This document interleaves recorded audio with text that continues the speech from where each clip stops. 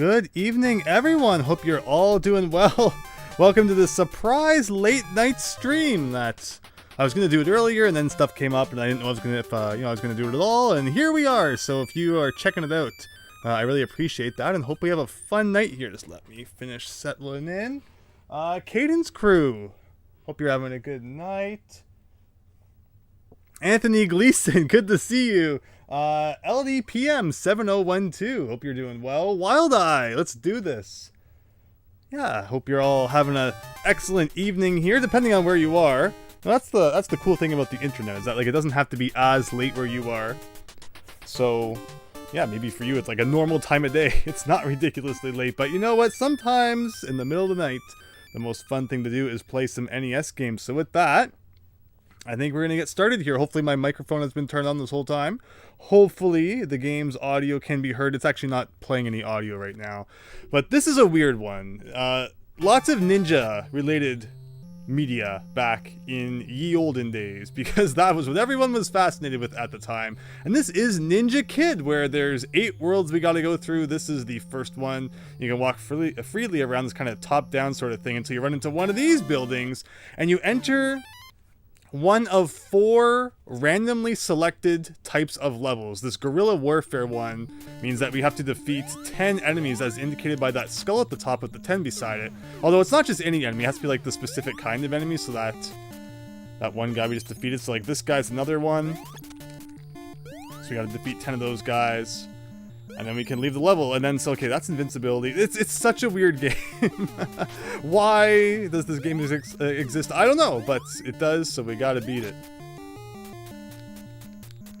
It's just such a strange one. So then when there's only one guy left to go, like horns start falling down from the ceiling, and then after you defeat all the enemies or complete the objective, 2 doors appear. One of them's a bad door, one of them's a good door, although because of one of the items that I picked up, it showed me which door was the good one. There's just so much weird stuff to explain when it comes to this game. Also, one of these levels has a scroll in it, and if you find the scroll in the level, you don't have to beat the other ones. You can go immediately to that skull castle there, which unfortunately does not belong to Dr. Wily, but that's where the boss of the world is. Beat that boss, we can move on to the next world. So, it's such a convoluted game. Let me see here. Anthony, what's up? Caden crew, pretty late for you, Chief. What's it matter? Well, I really appreciate that, Caden. I hope you're having a good night. For us Eastern Standard Time Zone people, there's nothing better than gaming at 1 a.m. Right, Anthony? It absolutely is the best time for some gaming.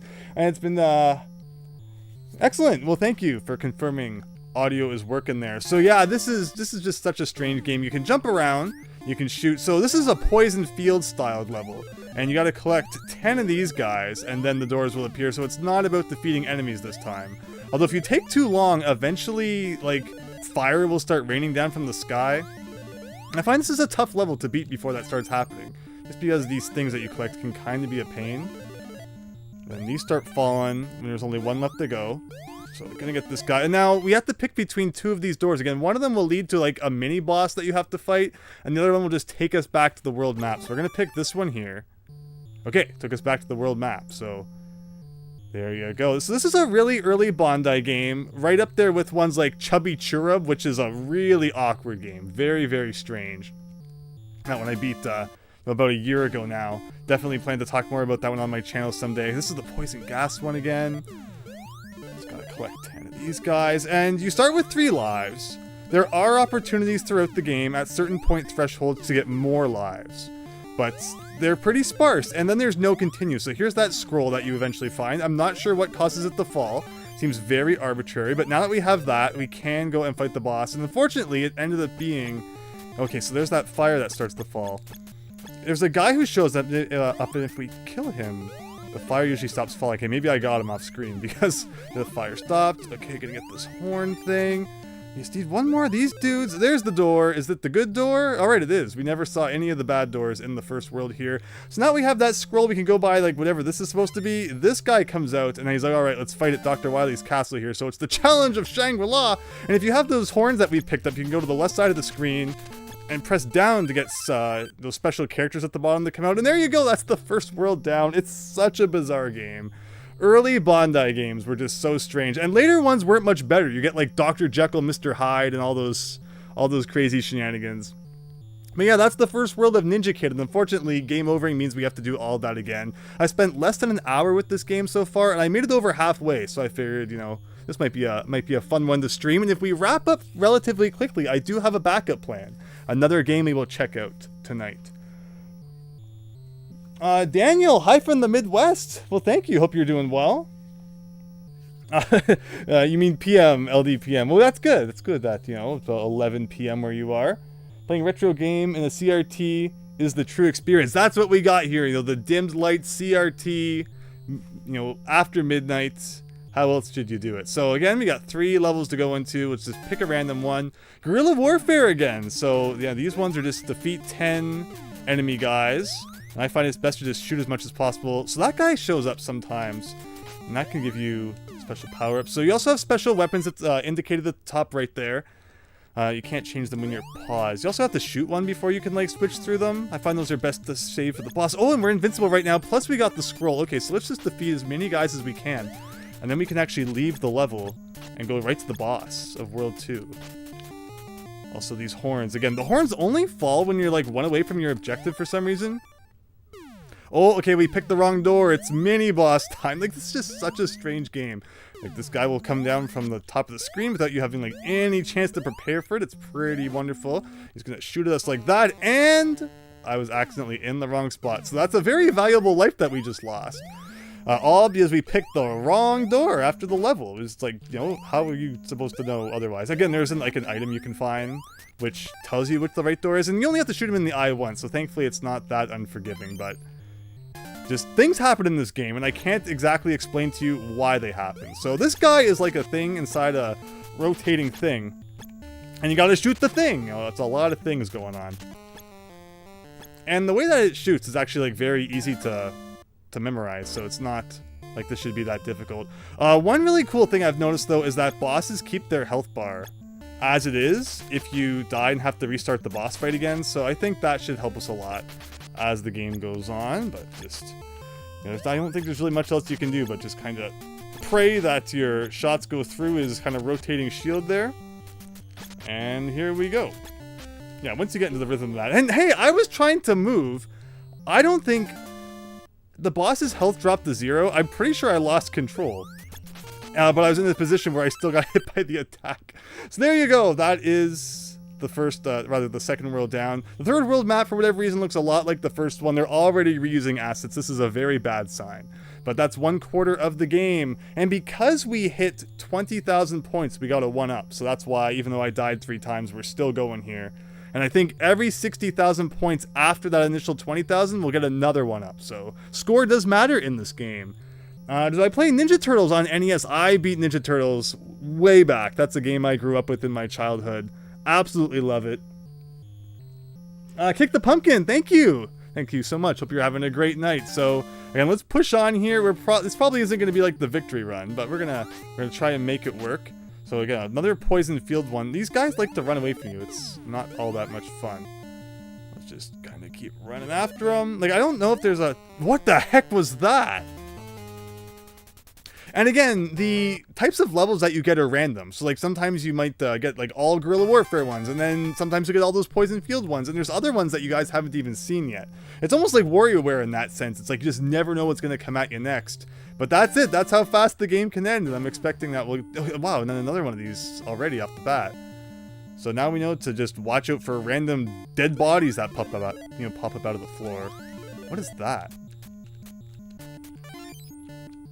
Also, this being an earlier Bandai game, the instruction manual is in many ways incomprehensible.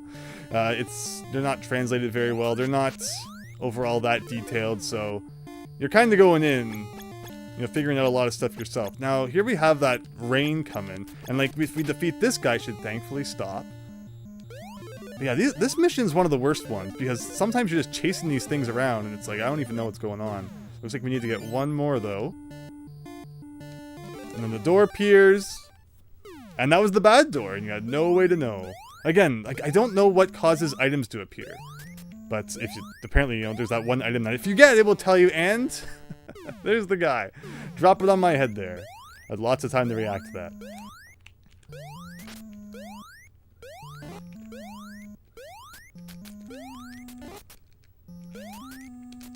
And just gotta time it right so that when his eyes open, you hit him right in it, and there you go. So yeah, this is Ninja Kid. I know it's been on all of your minds just what kind of game this is. You like how Nintendo called the Virtual Boy portable and made it very big for a pocket. I mean, true, right? Like, I guess if it runs on batteries, that makes it more portable than something that has to be plugged into the wall. But I think most people who have played the Virtual Boy probably eventually resorted to getting the AC adapter anyway, just because it eats through 6 AA's in like 2 hours. I know that was my problem. The first Virtual Boy I ever got, it came with the battery pack, which I thought was really cool, but then I just realized I was playing it for like an hour or two, and it was already screaming at me that the batteries were about to run out, so I eventually bought the AC adapter, and that's definitely the way to go. But then you have to be careful too, because the AC adapter plugs into the controller, and if you jolt the controller and the AC adapter comes out, then you're toast. So as you can see, we picked up that red guy, and he's showing us that that door on the left is the correct one. So just sometimes you get lucky and that guy will show up in the level, and then he'll let you know what the right door is. So unfortunately, once again, no scroll in either of those first 2 levels, so we gotta play this one. So if there's 8 worlds, and you have to play at least 1 level in each world to get the scroll, you know, and then if after you get the scroll, you don't have to beat the rest of the levels. Theoretically, you could beat this game by only playing through 8 levels and 8 bosses, and the 8 bosses, which would be amazing. So, you know, there's...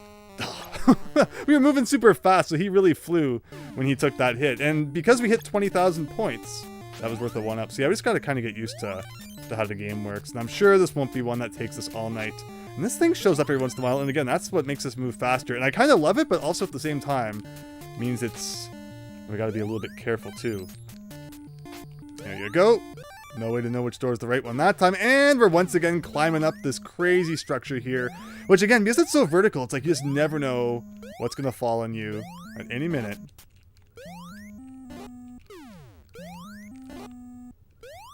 And if I could jump just like a little bit higher, that'd be great. Okay, so over here. And thankfully, once you get to the top though, at least it doesn't take many hits. Just get the 2 eyes there. And there you go. So, I mean, it's a fascinating game, and it's fine. If I had to choose between this and Chubby Churro, which again I mentioned is another one that Bandai did, Ultimate Muscle was another one. This game is actually pretty decent. And then again, I'm not, it's not having too bad of a time with it. Let's see here. Anyone who played the Virtual Boy was transported to Red and Black Heck. The color never bothered me, but obviously it's like, you know, it's not ideal.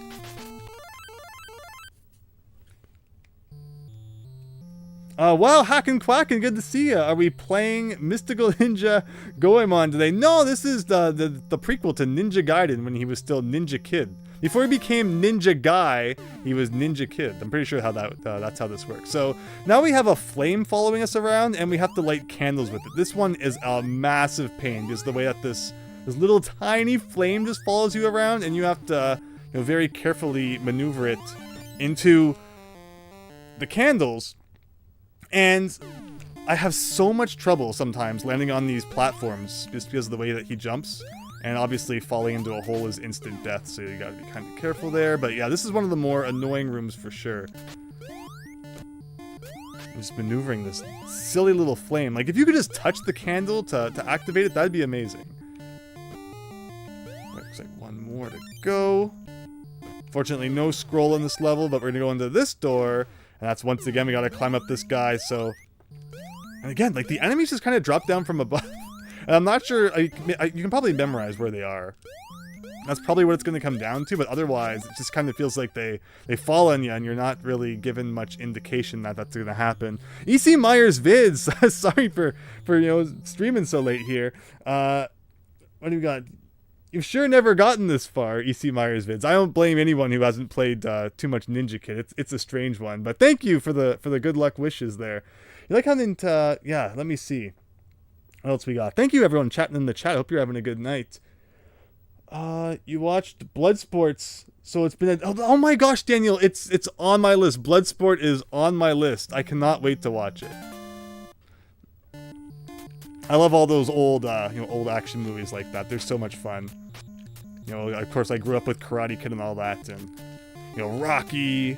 So yeah, Bloodsport's definitely one I gotta get to. But let's go here. So this is another type of level I don't think we've seen to this point, where for some reason you're like floating around in Lakitu's cloud now. And that guy just kind of decides it's time to explode and you're dead. But alright, so again, high score, we've made it to map 3, so we're actually regressing here. But I think you know, we've practiced now, we've got it. Have I beaten all the Ninja Gaiden games? I have indeed. I've been thinking I should do a day where I just sit down and we play all the Ninja Gaiden games in one day. Because they're not that bad. Yeah, they're a little bit rough. Particularly Ninja Gaiden 3 is pretty tough. The North American version anyway, they cranked the difficulty in that game up to 100 compared to the Japanese version. In the Japanese one, there's infinite continues, there's checkpoints, there's a password system, so you don't even have to beat it all in one sitting. The enemy formations aren't as bad, and they take off less. Like they just hated us in the West when they released Ninja Gaiden for some reason. So anyone who says, oh, you know, games didn't get released in the West because they were too difficult or something, Tecmo literally did everything they could to make Ninja Gaiden 3 like the worst game, the most difficult game. I mean, obviously, that doesn't mean bad, but I'm just saying, like, it's tough. It's demanding.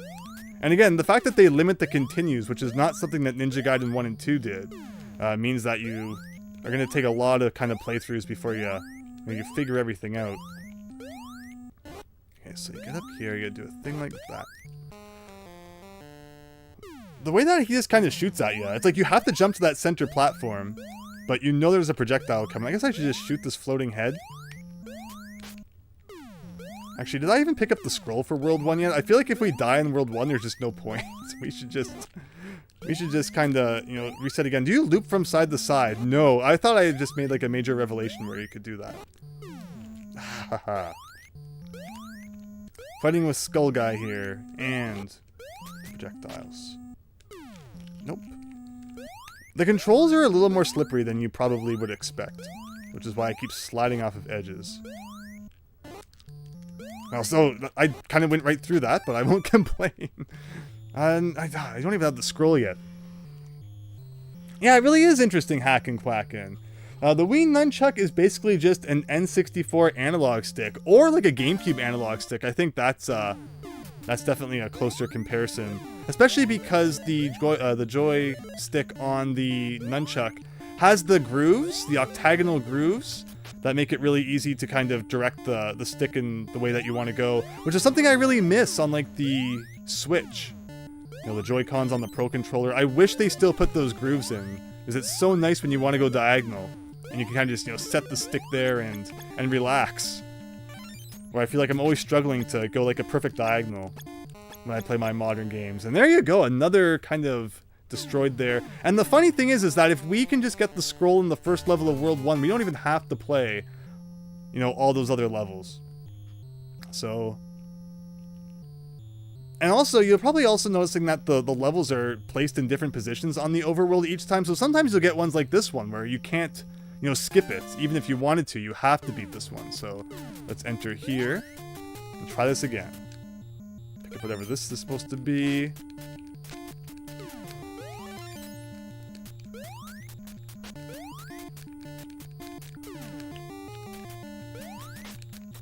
Maybe just being at the bottom is smart. Let them come down to me. Okay. I think we're finding a strategy here. I like this. Now pick one of the doors. I guess we'll pick the closest one, which was the right one, but no scroll.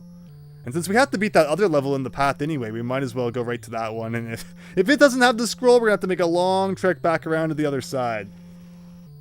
When you think about it, every single game console before 1996 had clunky and stiff analog sticks. Yeah, a good analog stick was tough to get down. You know, people like to take jabs at the N64 controller, but I quite enjoyed it when it came out. I didn't think like, whoa, this is ridiculous. You know, just I wanted to play Mario 64, and I didn't care if I had to use a toilet brush to do it. I was going to play Mario 64.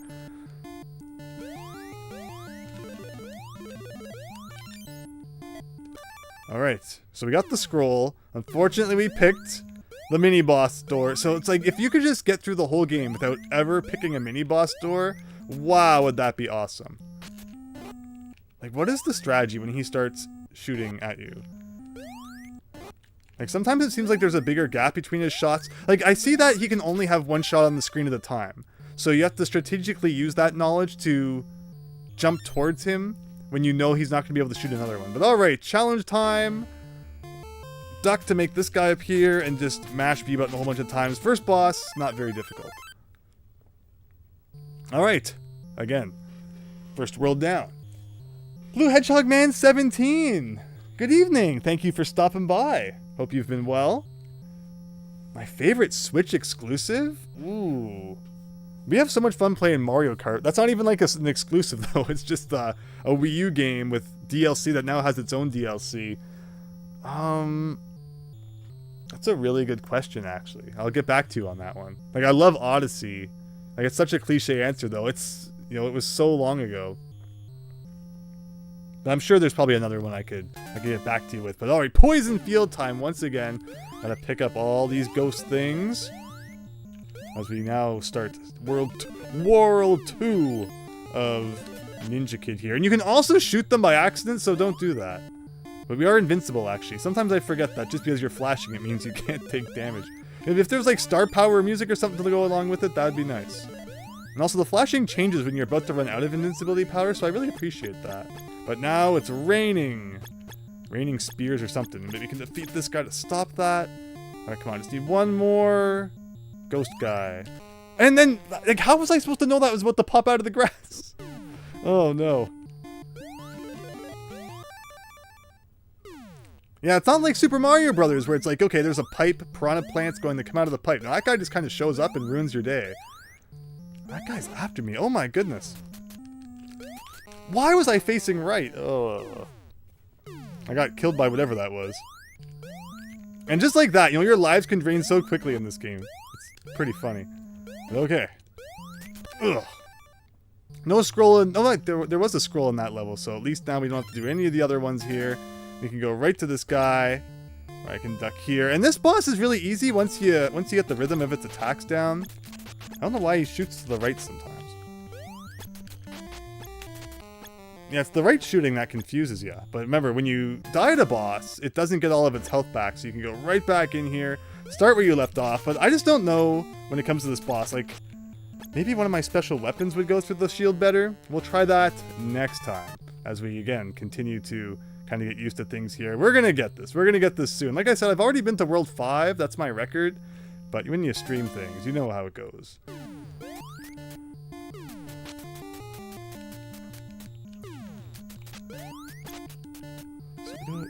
This guy, this is the fast-moving guy. There was a weapon there. Okay, so yeah, if things go off screen like even a little bit, you're not getting it. So I feel like just staying at the bottom during these fight stages makes the most sense, because they'll spawn above you, and then they'll drop down to your level anyway. So why go up and put yourself in harm's way when they'll come to you for their own destruction?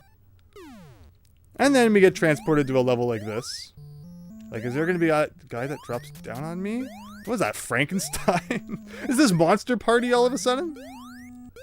I think Monster Party was actually also a Bondi game, so that's kind of funny to think about.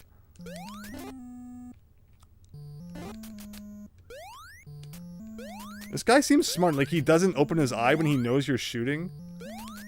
So he's kind of got to time it properly. And there we go. Let me see here. The Switch is the easiest console to break with normal use. Yeah, be careful with your Switch. Don't drop it. Caden, do I like Ghosts and Goblins? So, wow, I think it was last year already. We streamed Ghosts and Goblins. And we beat all the levels, so if you want to see that, go back and look at one of the older streams on my channel from several months ago.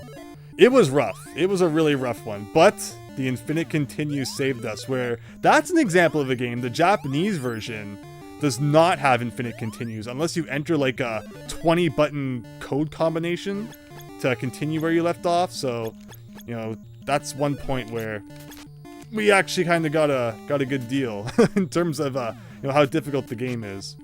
Where I think that I could beat Ghosts and Goblins without continues if I practiced a lot, but that'd be like a lot, not just a little bit, but a lot of practice. So fortunately, no scroll in either of those two levels.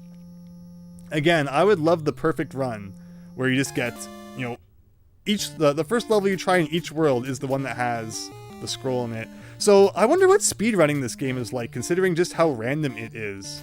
Like a TAS would obviously just make it so that the first room they enter in each world has the scroll, but if you're playing it like legit, you know, all it takes is one world where the scroll does not show up until super late and your run is ruined.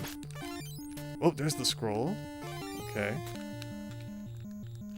Like, what is this even? I don't even get what I'm really doing here. Okay, we got 4 more to go.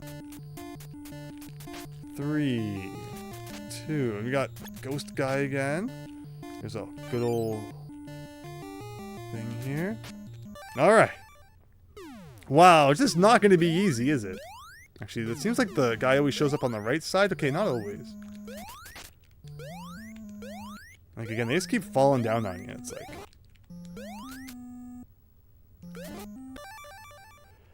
Alright, and after all of that, so see how much of an ordeal it was just to get out of World 1 this time? Like, it's so inconsistent just how difficult each world is because of the fact that sometimes you have to do more levels than other times. But okay, go over here. So that's the good thing about picking up those horns, is that you can, you know, spawn those guys, and in that case, that Pegasus stops the projectiles from hitting you, which is nice. The flickering transparency looks fine, even in 30 frames per second here. Good to hear. Chris, you just found my channel looking more into the Famicom converter in early NES games. Were they only in test market launch games, or what? So that's a really good question. I don't believe they were just in the test market ones. I believe even after that, there was still some cases where the converters could be found, but it was only in those 5-screw versions, so it was, you know, definitely earlier releases. And it's good that, you know, there's that easy way to tell with the way that the pins look. So thank you so much for finding my channel and checking out my stream as a result of, you know, investigating that information. Hope that you enjoy what you find here. But again, the strat here, okay, or at least I thought the strat might be to stay at the bottom and wait for the enemies to come to you, but that ninja guy was shooting us from above. I definitely don't like that. Okay, I'm actually invincible. I always forget that when I start flashing, that's what that means. You know, there's no sound cue or anything really to go along with it, like you would expect.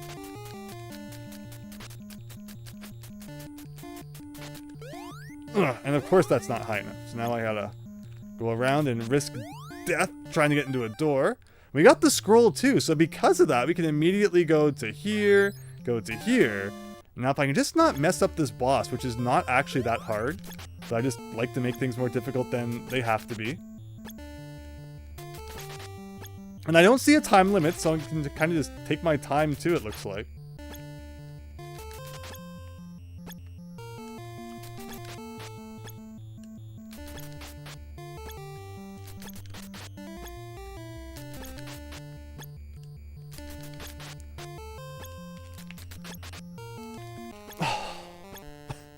So close. It's like you just gotta pray again that your shots go through this silly shield that rotates. There you go.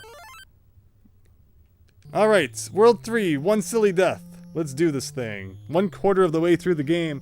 Tashiro Sato, welcome! Hope you're having a good night. Oh, let's see what else we got here. Wasn't boring. That game came out. Is there any similarity between this game and Adventure Island? They similarly seem to reuse assets due to being early NES games, where you see a lot of like similar maps and similar things reused multiple times to, you know, to make things seem longer when they couldn't actually fit all that much inside the cartridge. And again, I like that kind of, you know, WarioWare aspect to this, where it's just like random games that show up from time to time. You know, different random things you gotta do. Okay, let's go over here. And just like that. But unfortunately, oh, this is my least favorite one, this green one. I seem to have so much trouble with.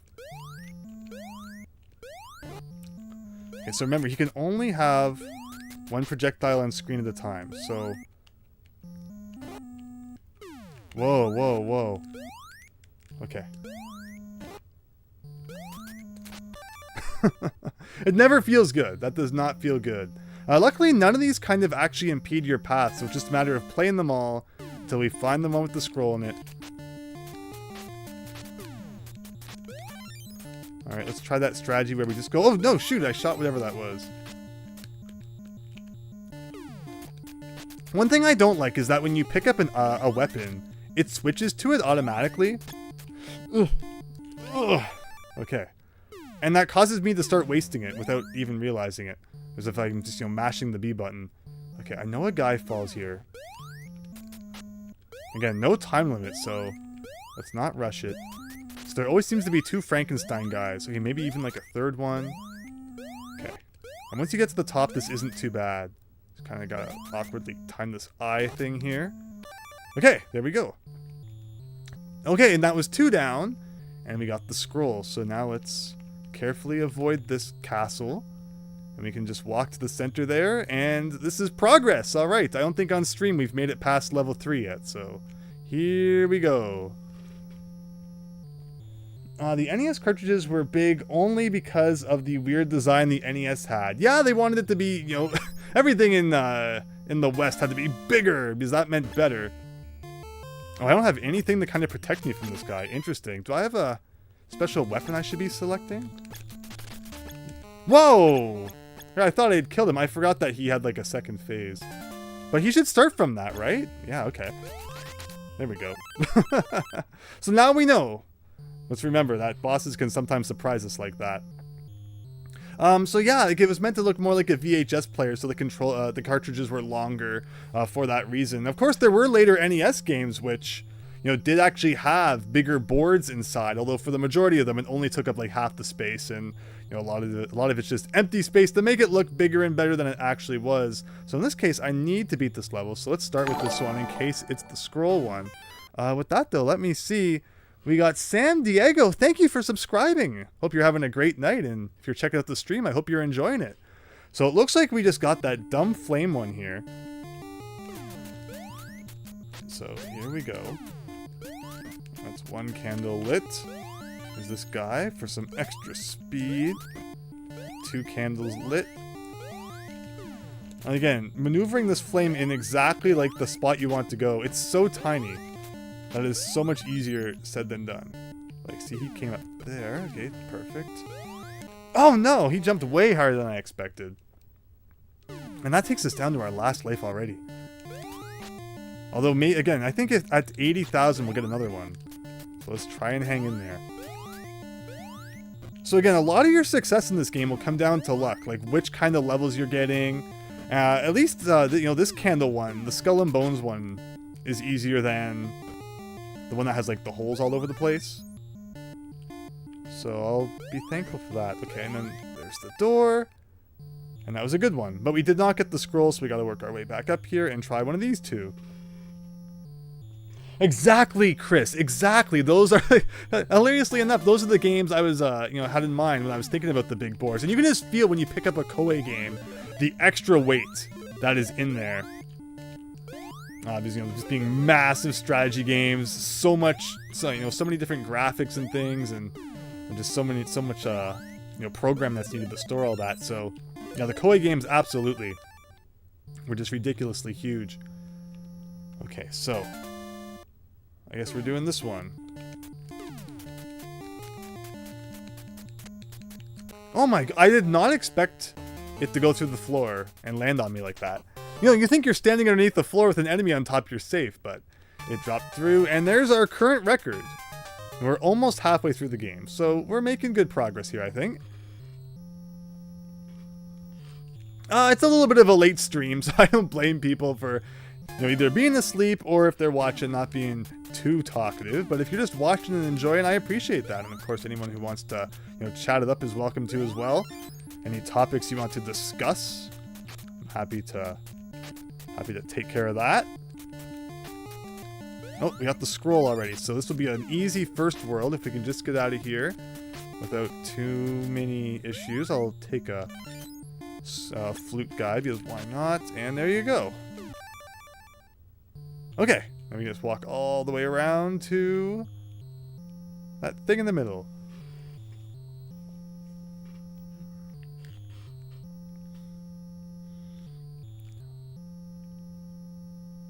There we go. And to the castle. Good old Dr. Wily's castle.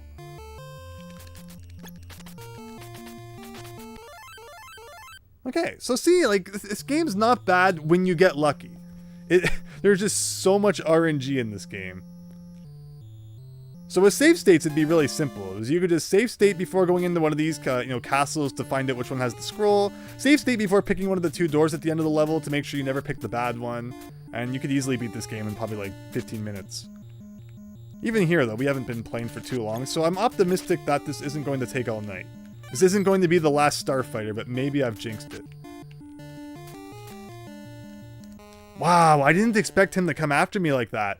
I thought he was going to be one of those guys who exploded into bullets, but maybe that's a different guy. So now I know if that rotating guy shows up to just go after him right away. And those guys are narrow.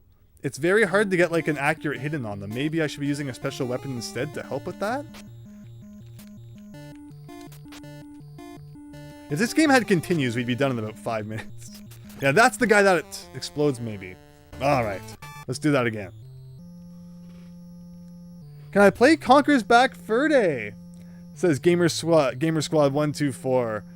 That's a weird one, right? Conker's Bad Fur Day is not my favorite game. I think it's fascinating for what it did, but I'd much rather play like a Banjo-Kazooie or Donkey Kong 64 or something. But I'm not, singling out that I will ever not, play it on stream. I could definitely, we could look into that someday. Would you like it to be the N64 version or the Xbox version? I never played the Xbox version. I beat it on the N64. I can't actually tell you all the things that are different in the Xbox one.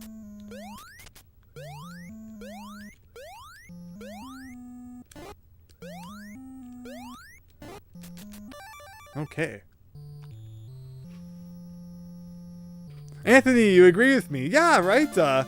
It's such a strange game. And I still love, I've also played, I've not beaten, but played the Game Boy Conker game, where he's like, nice and happy. It's funny to see what, what changed between that and, oh, I'm invincible, right. And the N64 game kind of reminds me of Jack on the PlayStation 2, where it's like the first game's, oh, it's all happy and cheerful, and then it takes a really dark turn with Jack 2. It's like, okay, there. I believe that was as a result of Grand Theft Auto getting really popular around that time, and they, for whatever reason, felt like they had to join that trend.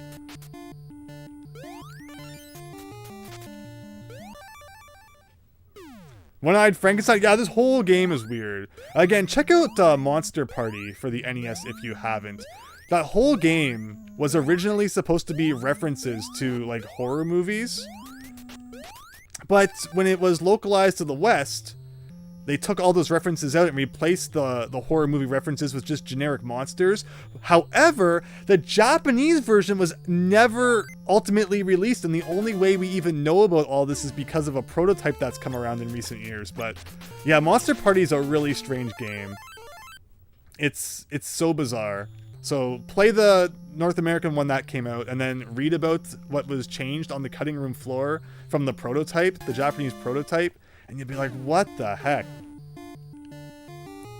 Yeah, there's references to all sorts of things in there, which is kind of neat. And again, they took it out in the Western one, I guess, because copyright laws and stuff here are stricter.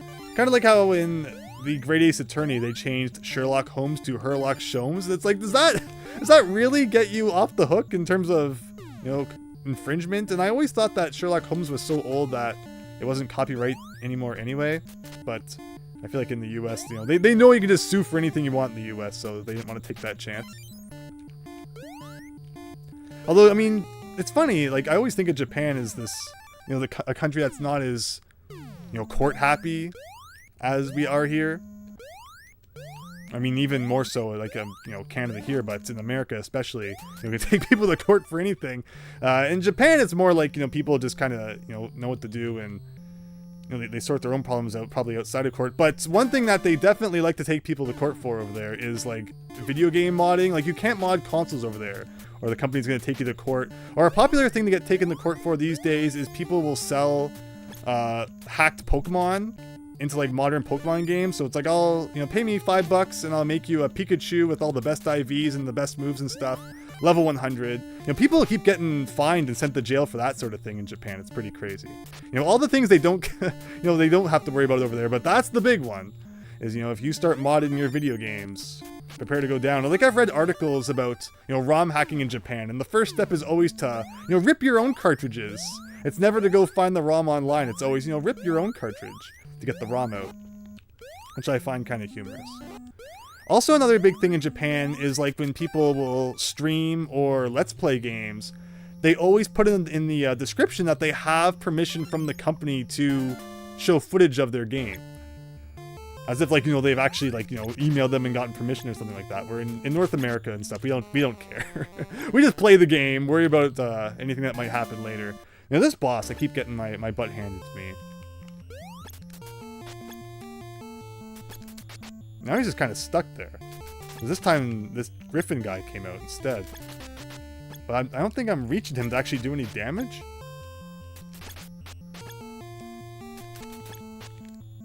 Okay, so it's another case where there can only be one projectile on screen at a time.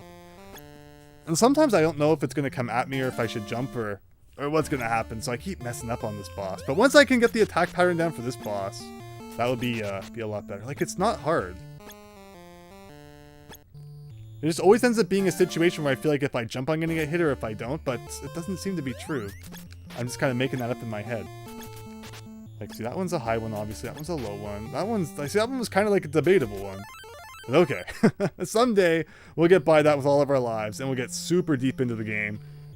N64 conquers better than Xbox Conquer Gamer Squad. Okay, good to know. Blue Hedgehog Man, you're getting tired. You have an appointment with your psych. Hope to catch some shut-eye. Good night. Hope you have a great night, Blue Hedgehog Man. Thank you so much for stopping by.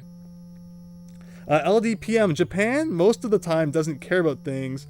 But, you know, it's funny. And then they do care about, like, if you hack a Pikachu into your Pokemon Scarlet and Violet. That's when they're going to come after you. Watch out. Because that's exactly what I was trying to get at. It's like sometimes Japan is like so tolerant of everything, and then the next minute it's like, you know, they're so up in arms about like the weirdest things. Alright, this is going okay, I think. Whoa! Wait, are these good guys or bad guys? Okay, so I don't know exactly what those were. But we picked them up and that's that. Okay, we're almost halfway through the game. And again, I've got to map 5 before, so I don't fear that this is going to be overly ridiculous. It will all come down to like just how difficult the game gets after that point. Okay, let's... Again, there's something weird about the platforming in this game. Like, it doesn't feel like the worst platforming ever, but it also feels like sometimes I mean to, you know, do certain things and it doesn't happen. So it's a good excuse for me just blaming the game for my own poor playing, but at the same time, there is something weird about it.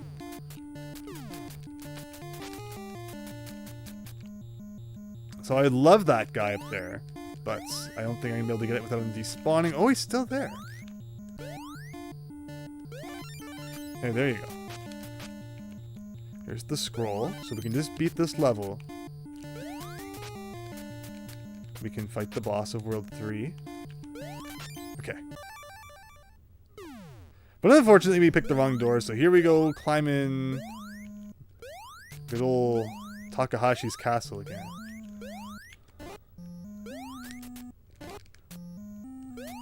Or no, Takeshi, yeah, whichever one it was, Takeshi's castle.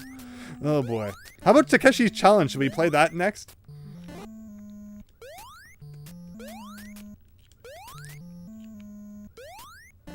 Oh my gosh, that went right through your eye. There you go. Let me just walk our way to the center there. I bet in Japan you get sued for cloning in Japan. Yeah, probably, right? Like, just don't mess with your video games. You're not allowed to do anything over there with your video games. They take that super seriously. But then there's this console called, like, the Retro Freak, where you can save your cartridges to the console, so you don't have to play them, like, you know, put them in every time. You know, you can, like, back up your Famicom games right to the console. I don't get how that's legal over there. LDPM, this is going to be a short stream, do you think? Again, I have a backup game planned if we can beat this in good time, which hopefully everyone will enjoy. Game Boy ports, most of the time, are just really stripped down. Let me see here. Japan. Do Takeshi's challenge, Daniel. Yeah, someday I'm sure we will. I was thinking about that too. It's like... So here's this guy. This guy transforms again after you get him like low enough, right? Okay, so I gotta get better at that. Also, I think I meant to switch to, like, this.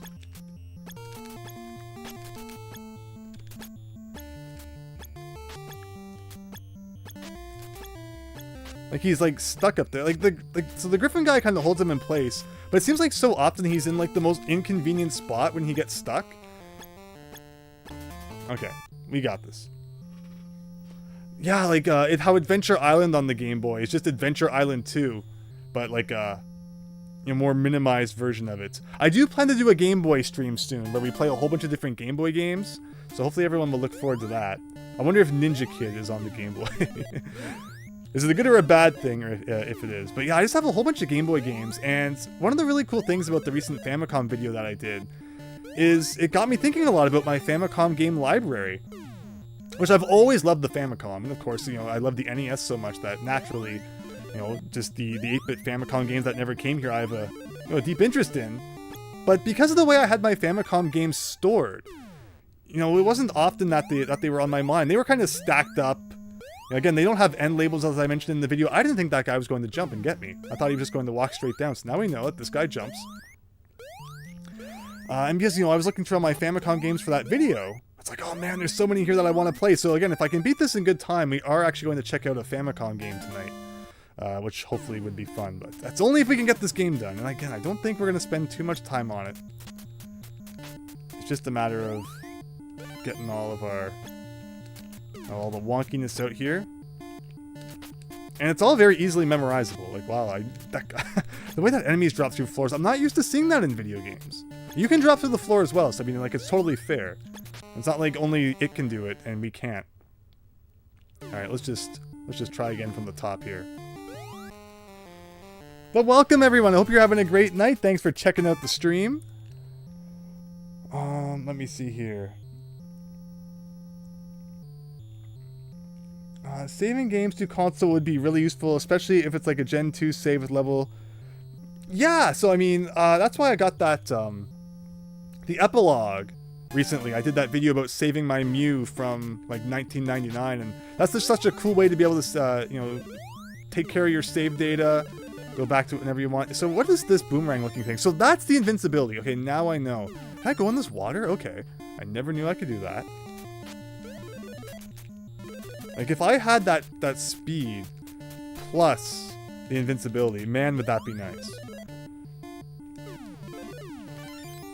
Okay, now it's raining. Just got to avoid that for a minute until this guy shows up, and then I can stop it. There's the doors. Okay. Ugh. Okay, so now we know if these... No, no! No! No! Why? Why did he fall right on top of me? Like, I feel like I should just hide in the corner then until they all come down. Okay, so that's one. Is there going to be other ones?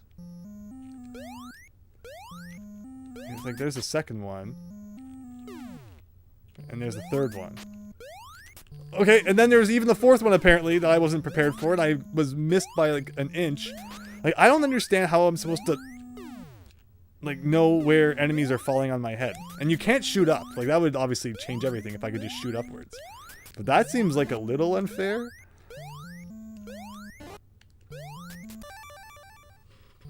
Kurt, I hope you're having a great night. Granddad LDPM. Yeah, I was a little bit confused by that.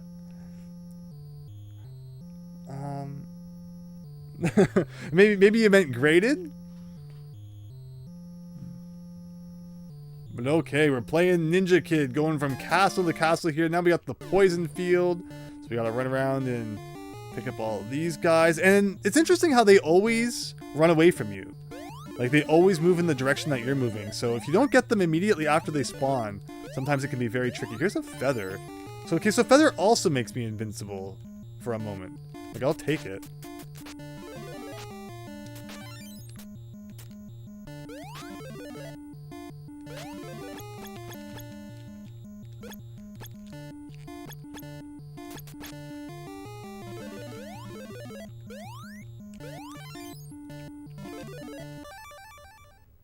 Wow, we're just not having good luck. We're always getting the wrong door. And again, like, I don't know how you predict where enemies are when to fall.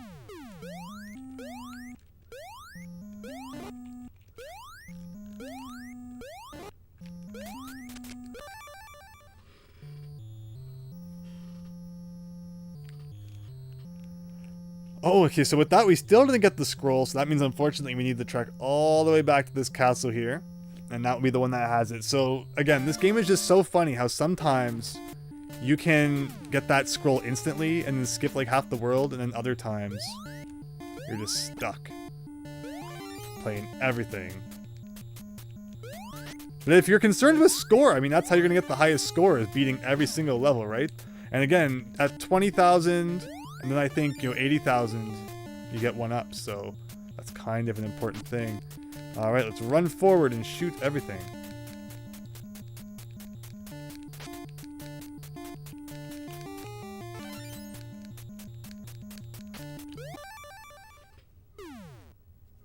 This game looks like a weird homebrew. So it's actually an officially licensed NES game. It's an early Bandai game, and they were particularly weird. I think this was probably based on like a Japanese series of some sort. Just like, Chubby Churub was. And then they localized it and took all the original references out. I'm not sure exactly what Ninja Kid is, but it's my custom to, after I beat a game, go and research, what changes were made when it came from Japan, so I'm sure I'll learn all about it then. But in the meantime, I tried to go in knowing as little as possible, just reading the manual. And yeah, all I can tell you is what I've discovered so far from things like that. Like, there's a, banjo playing zombie or something. And there we go. And that's World 2.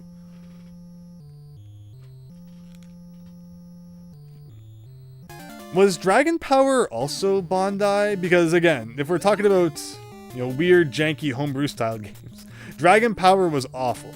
It was a Dragon Ball game in Japan, but Dragon Ball wasn't really known in the West at that time, so when they localized it here, they called it Dragon Power. And it's just not a fun game in the slightest. I think the only non-Japanese region that got released as Dragon Ball was actually France. Because for whatever reason, France already had the Dragon Ball anime before like the rest of the world got it for some reason.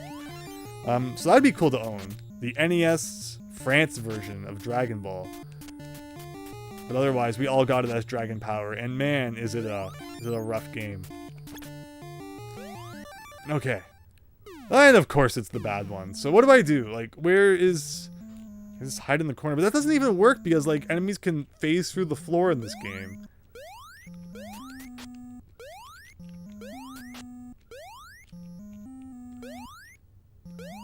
Oh, no! I need to see that. I need to see the replay of that on the stream here. Like, all I did was scroll the screen up to kind of get a view of what might be coming. Thinking that, again, I was under that floor, I should be at least a little bit safe. But no, he immediately phased through the floor and got me.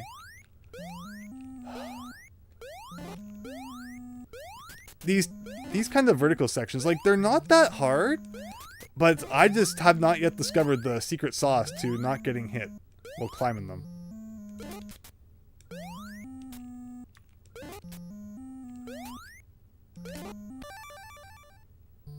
Alright, we got the scrolls, so with that, let's get some practice in for this boss here.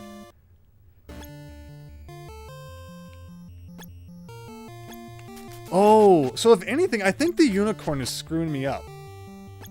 So go away, unicorn. Because it can only be one shot on screen at a time. And when it hits the unicorn, sometimes it disappears. Okay, so... Ugh. I wonder, like, do any of the special weapons help here, like, at all? Oh, that passes through. Okay, now I understand. So that will make that much easier the next time we get to it. Understood. Weird how Mega Man in Japan is called Rockman. Did they really need to change its name when localizing it? So I believe the story there goes is that when Capcom USA... I think it was like the president of Capcom USA got hold of that name. He's like, this is the stupidest name ever. Change it. And then they did. And honestly, I think that for the Western audience, Mega Man does sound better than Rockman. Even though Rockman, a reference to rock and roll there, the series being very, music being a very important part of the series, we would have adapted to it just as fine. If it came out as Rockman, no one would be like, oh, that's a dumb name. Would just be the name that we knew it as. But I don't know. I like Mega Man. I think that Mega Man was a pretty cool choice that they made to go with. Even though, obviously, in the long run, you know, it probably wasn't that necessary for them to do so.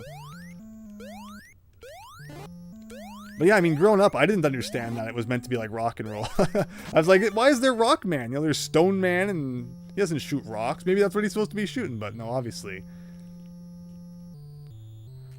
That's not what it was referencing.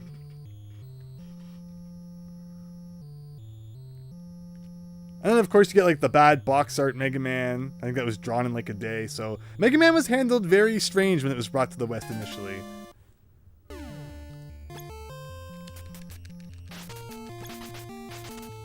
Okay. First world down. Pretty effortlessly. Let's move on here. Let's have a good World 2. World 2 seems to be tripping me up for some reason.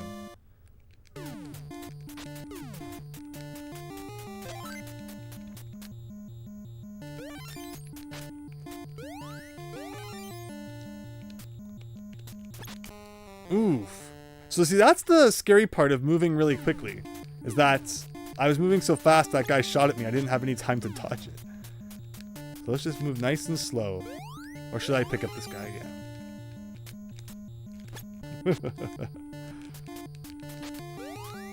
If you were speedrunning, I guess you probably have to pick up the fast guy. But we're not speedrunning. Let's just take our time. No scroll yet. And of course this green one. But enemies don't tend to fall down on you on this one. Instead there's this floating skull at the top, which is kind of easier to deal with than the enemies dropping on you. So maybe I don't like the, you know, I don't hate the green one as much as I thought initially. Okay.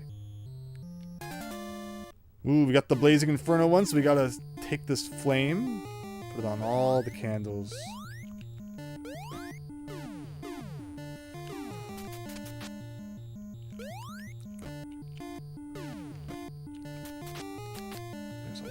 Okay, so yeah, this weapon really seems to help with the boss, so let's keep that in mind. There's the scroll. Again, not sure what causes that to fall. It just seems to be kind of random. And it automatically equips a weapon when you pick it up, which is really silly.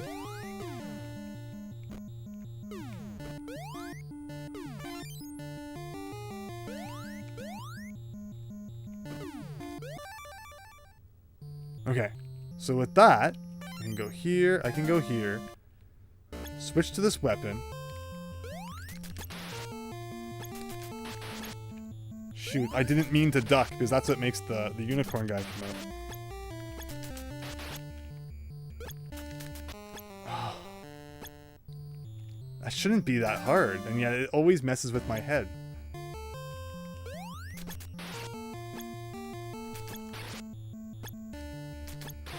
Okay. That's all it takes. That's it. Mega Man 1 box art for the US is so creepy. So I grew up with Mega Man 2, and you know, I spent a lot of time looking at that cartridge, and I think that one's really funny, how Mega Man's holding the gun and you know, all the stuff that's going on there. But yeah, Mega Man 1 box art in particular is so strange. Okay, let's just... Oh, if I could get that, then I could run and be invincible. Alright, like, here we go. Okay. And of course this one. This is the one I always get crushed. I'm convinced it's not possible to get to the top of this one without getting crushed in some way. At least his eye stays open in this one, but okay. Alright. Moving on. So I have to beat this next level. Hopefully this is the one with the scroll.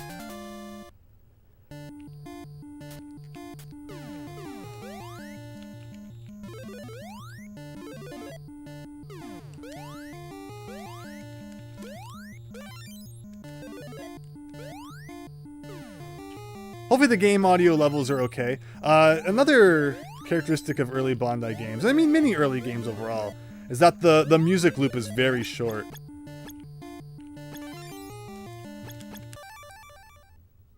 Fist of the North Star was very guilty of that.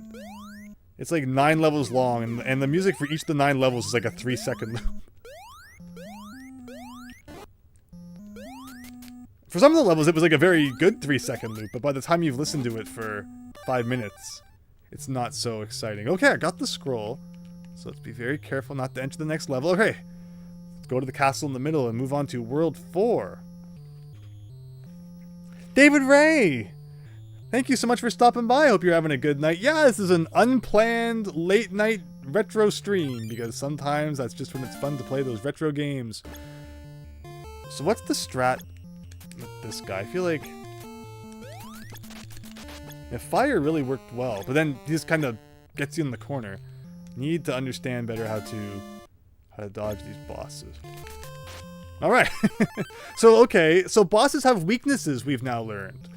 Interesting. That guy's weakness was definitely fire. So let's go beat the level that we need to beat. And if the scroll's not in that one, we'll branch out. Again, we're going to see if at 80,000, I'm pretty sure that's when we'll get a 1-up. But wow, this is I hate this formation. It's so easy to fall down the holes here. So there's one. Here's the feather. See, that is invincibility. So I don't need to worry about any enemies. Like, look at that candle that they put on this little tiny platform. Okay, I can do a thing like that. Like, how am I supposed to... There, that. Okay. Oh, come up here. Okay, that guy will tell us which door we're going in, which is nice. Okay, this is a candle here. Where am I missing one more candle? No, get the... Oh! In the corner of my eye, I saw the flame that was following me, and I thought it was a projectile. But it was just the flame that I was supposed to be taking around to light candles. Oh boy! And when you shoot these ghost guys, they don't count, so you actually gotta touch them. Yeah, very convoluted game. Very, very strange. Oof! Whoa! Ah! There you go. That's my Avoid All the Enemies song. I hope you enjoyed it.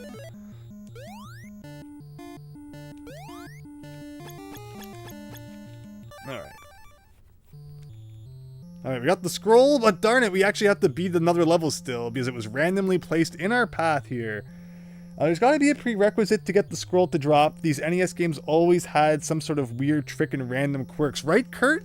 From what it seems like, it's just like randomly in one of the rooms and it will just drop like when you're halfway through it. I don't know what happens if you miss it. I haven't done that yet. No, in a game like this, it probably just soft locks you and you have to reset or something. But yeah, let's not find out. Ooh, was that a feather? Ooh, it despawned, unfortunately. But yeah, invincibility. So, I mean, the fact that this game has an invincibility item is very nice. You know, it definitely didn't have to have that. You know, as mean as a game can seem, they can always be meaner. Like, they could have, you know, have no extra lives. They could have no power-ups. So, at least they give you what they give you. What game was I playing recently that was like one kill and you're replaying the whole game again? I'm trying to look over there. Oh, Ninja Crusaders! That's the game where it's like, you know, you die and you have to replay the whole level. Or sorry, you take one hit and you're replaying like the whole level again. Okay, so here we go. But yeah, lots of ninja games back in the day. Ninjas were very popular around this time. In fact, there's Kung Fu Heroes on the NES, and in Japan, that was called Super Chinese. Super Chinese 2 was brought to the West as Little Ninja Brothers. So you're taking Chinese martial arts, and then they said, you know, ninjas are more popular in the West. So we're just going to take that Kung Fu game and turn it into a ninja game. And that's what they did. And, you know, most people probably didn't even think about it. Except I think, even in the North American one, the world that you explore is called like Super China World. But you're doing, you know, but they're ninjas in China. It's weird. Basically, they just wanted to slap ninjas on everything because they knew that ninjas would sell. But we never ended up getting Super Chinese 3, so Little Ninja Brothers couldn't have sold that well, I guess. I really like Little Ninja Brothers though, so I do hope to play Super Chinese 3 someday.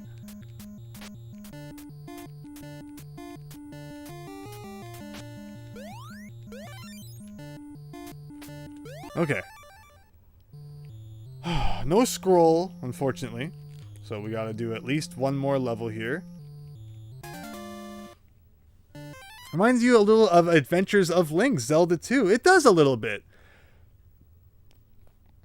Yeah, the overworld exploration is very much like that. And then you go into the side-scrolling battles. So, David Ray, that's actually a great comparison. Whoa, let's see here. Whose birthday is it? RCF PHG, happy birthday. Hope you're having a good one.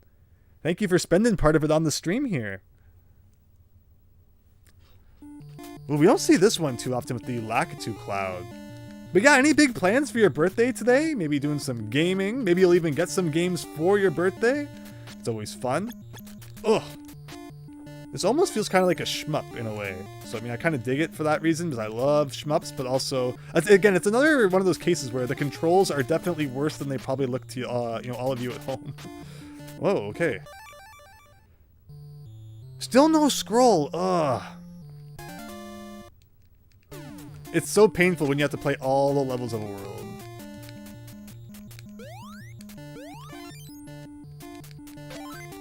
Oh, that was a 1-up. Oh, there's fire. I'll take that. There's the scroll. So again, I was at 5 kills left when that dropped. I feel like it's just halfway through whatever level the scroll is in, it drops. Thankfully, there's no limit to ammo. That'd be really mean in this game if there was like a limit to how much I could shoot. I don't actually want that horn. This boss, I feel it's better without the helper animals. Ooh, we haven't seen one of these in a while. But again, this green one that I initially hated might actually be the easiest one. Because there's no enemies falling on you.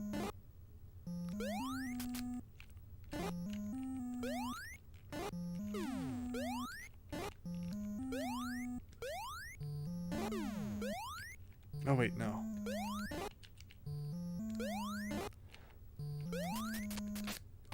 Okay. There you go. We had to completely beat World 2, but we did it. Let me see. Your birthday isn't for another 3 months from tomorrow, David Ray. Well, happy early 3-month, 3-month early birthday.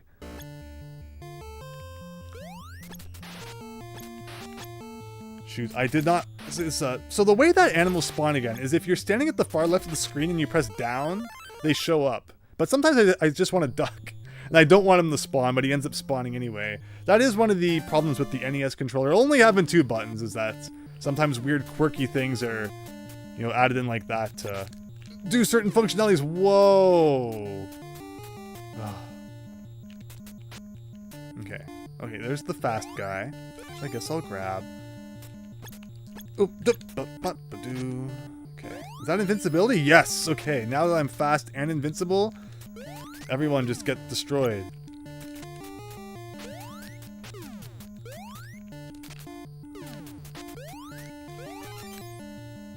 Okay, so either of those types of enemies counted towards the counter. No, what is this? I don't feel comfortable climbing this at all. Like, do they just spawn infinitely until I get to the top, or is there a limit? It seems like the second I kill one, another one shows up. Okay. Okay. Alright, so no scroll yet. Let's try this one. Blazing Inferno. Oh no. This is probably the worst one, just because it's so precise. The good part is that you don't have to defeat any enemies. You can kind of just avoid them. So in that sense, you can kind of stay out of enemy fire a bit, but they still start crowding you. Oh, and that would be cool if your fire attack would light the candle, but it does not. But see, like, this little freaking flame guy won't touch this candle. You're essentially trying to touch, like, 2 little pixels together.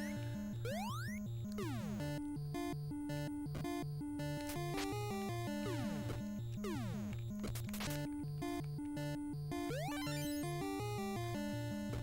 we go. Ugh. Okay, it's the green room. We got this.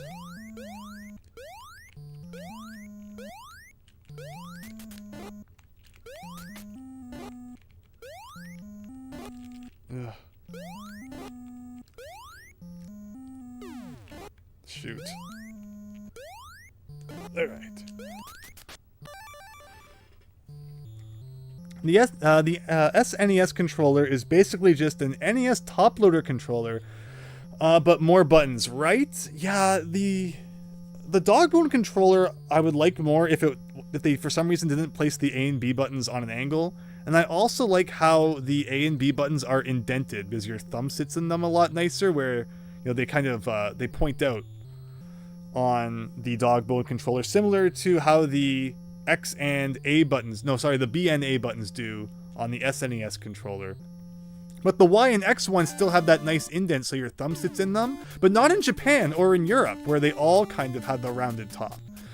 So I do prefer actually the North American SNES controller for that reason. It just feels more ergonomic in that way. But okay, there's a thing. Now let's just kill all these. What is that up there? Feels like I should be collecting whatever that is. Okay. Alright. So we can beat World 3, but of course it has to be the evil one. Where's the guy gonna be? There he is. So I feel like don't kill them if you don't have to, because then more won't spawn. Does that make sense, maybe? Okay.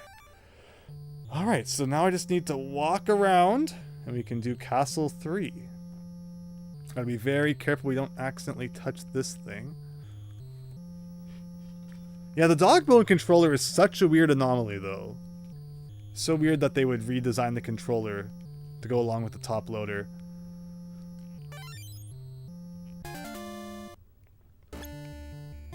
What am I doing here?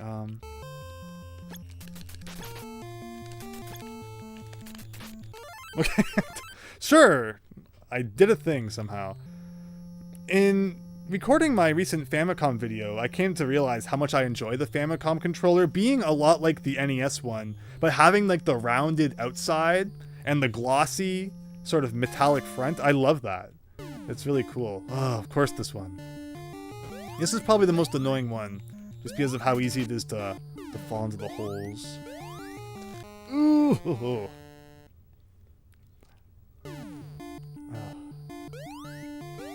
Alright, we're not doing too bad though. Let's just like keep it up. Collect the fire weapon. Come over here. Okay, very good.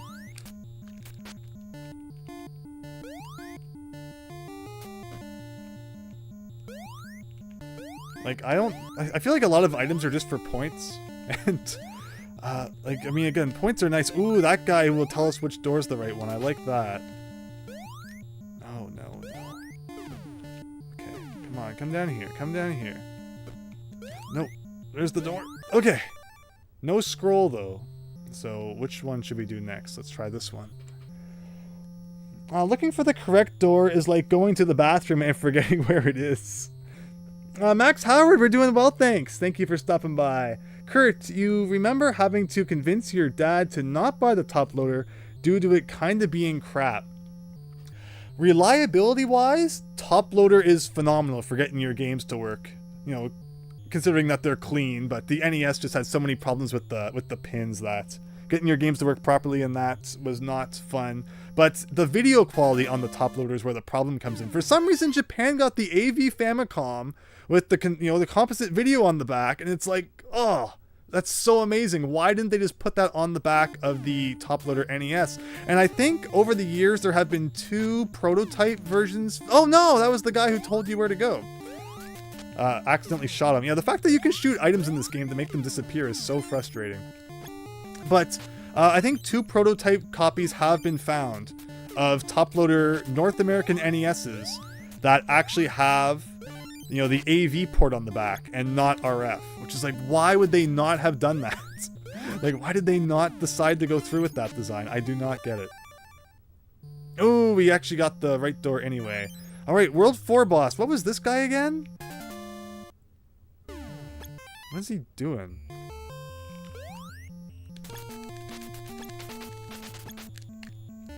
Okay. All right, halfway through the game, everyone. We can do this. We can do this. Back to Desert Town.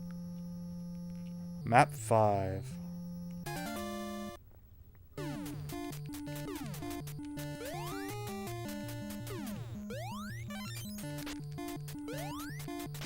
Oh, we got ghost guys now. This really is more Monster Party than Monster Party was. Ninja stars.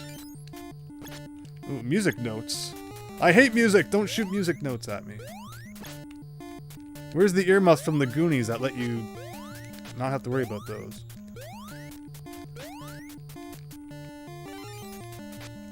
Okay. No scroll, unfortunately, but not too bad. It's so funny how the Famicom went from RF to AV, and then the NES went from AV to RF. Exactly, Max Howard. You think it's because in Japan the AV Famicom was an upgrade, but in America the top loader was a budget option. That is a totally legit theory you got there. You're about to say the video quality was the deal breaker for me, but I'd much rather deal with the pin issues just because I'm so used to it, right? Like, yeah, let me see here. Oh, Poison Field. I haven't had this in a while. Okay. Alright, Poison, where are you? Oh, I'm invincible for some reason, so I'll take it. Oh, there's the scroll. Okay.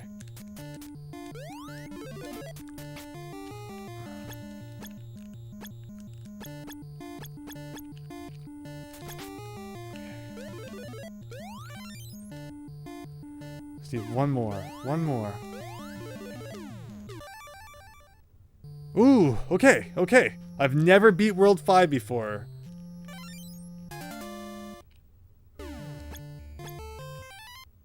Okay, so this looks kind of like the guy from the first world.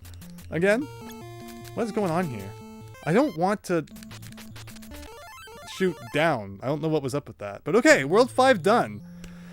World 6. Okie dokie. What have we got going on here? Looks like there's 2 castles that you have to beat. Actually, if we go around, we can even skip one of them. So if that bottom right castle has the scroll, we will be laughing.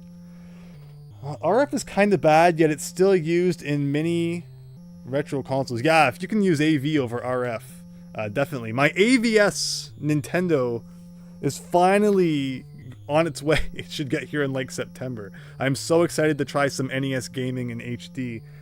Not only is RF horrible, most modern TVs don't even support RF. And less of them are even supporting like AV. It's all HDMI now. I was watching your game room tour. I was wondering if there's a reason you don't have a PS5 or a newer Xbox. I think just because there's nothing I've felt compelled enough to play to go out and get them. I honestly don't pay all that much attention to what modern games are coming out. Like, I'll watch the Nintendo Direct, but I don't look at all into what comes out for the PlayStation or the Xbox these days. Because I've just got so much retro stuff to play, and I'm more than happy to play it, that I'm not really looking for new games.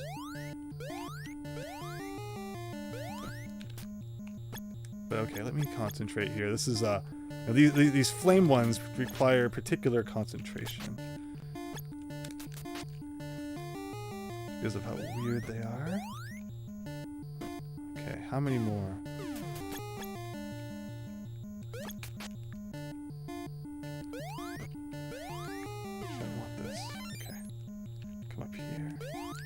Okay. Please be the right one. Okay, it was the right one, but I don't have the scroll yet, so we got 4 choices. Guerrilla Warfare. Back to the just, jump and shoot. Mega Man style. Let's do it. What is that guy? I don't trust that. Ooh, what's that? Okay, yes, that's that.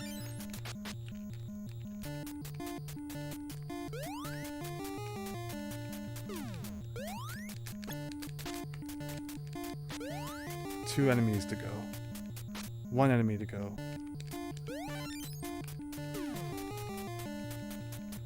Alright, alright! No scroll yet, though.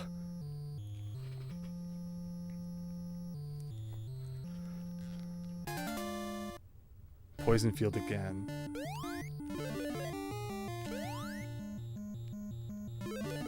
Which means it's probably gonna start raining bullets at some point. Ooh, invincibility? Yes.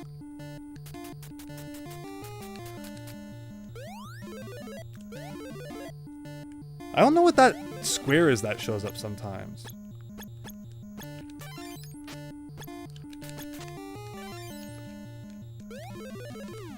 Okay. Still no... Oh, no. Now I gotta beat this.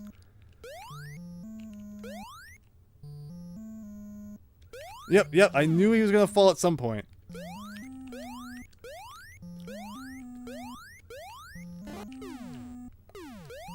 Okay. So as long as one of those is around...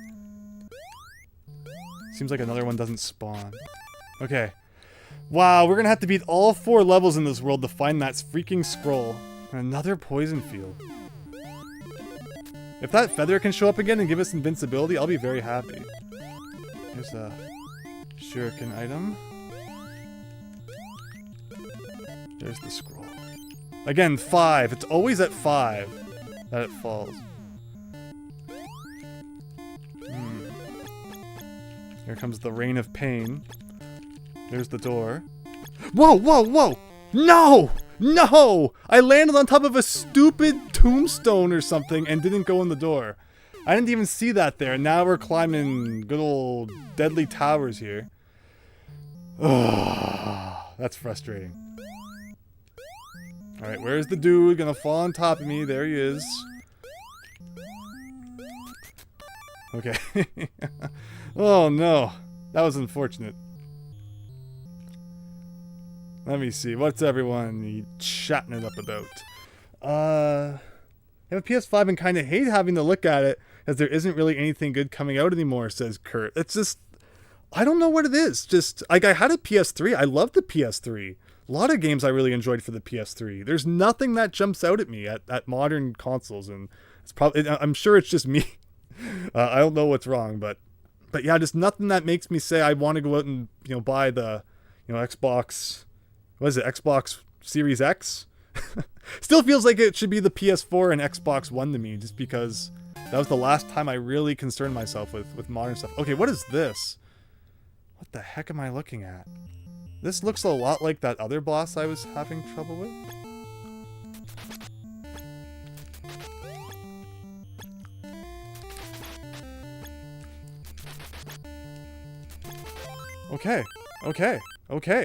Okay, we got a 1-up from that from points. This is World 7, everybody. World 7. Shoot, there are so many castles that we are required to beat. So there's 2 up here that, are in the road. I have to beat them. So I'm going to do those, and if one of them doesn't have the scroll, I guess we'll go back to that other cluster down there. Oh boy, my favorite.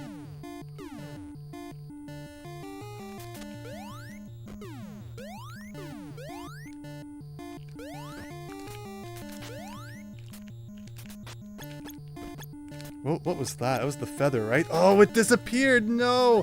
I could have had invincibility. It's so unfair that the second something goes off screen, it despawns. Ooh, there's that guy, though. I'll take that.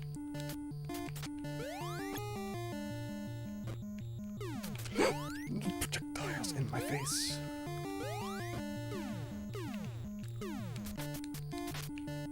And how many do I need to get? 5 more. 4 more. 3 more. 2 more. Just get the dang candle. 1 more. 0 more. Alright.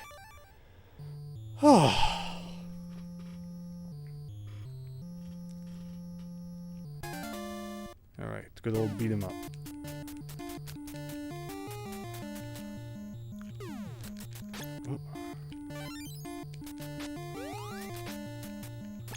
Oof. Ooh, invincibility. Okay, let's go.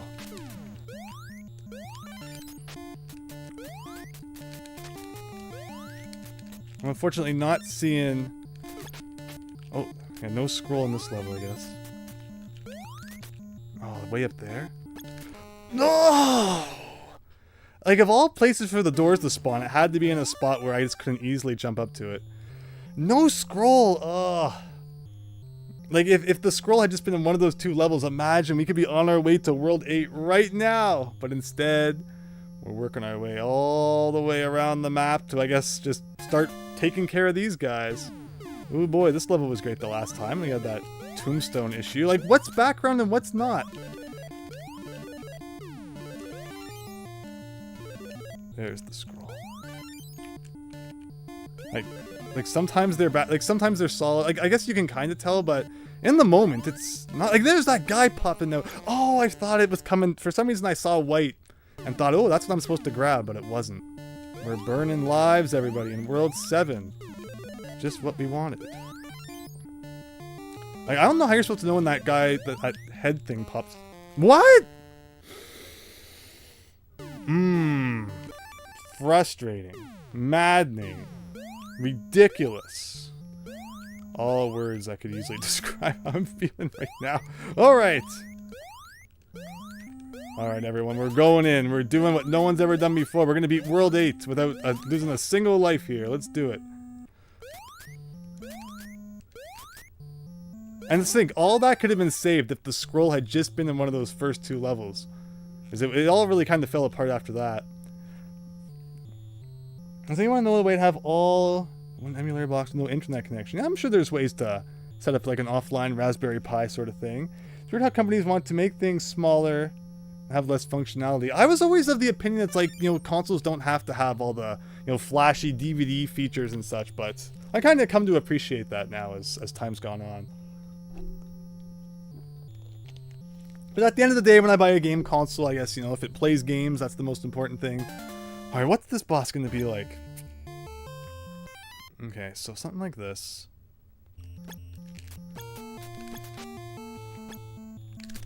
Nope. Okay. And all of that, just to game over at the end. Now we know. So that was a really good learning experience. Let's make this the winning run. That World 7 boss, now that I know what he's going to do, shouldn't be too difficult. But yeah, this game is not that bad. People say this game is like super brutal, and it's like, I don't really agree.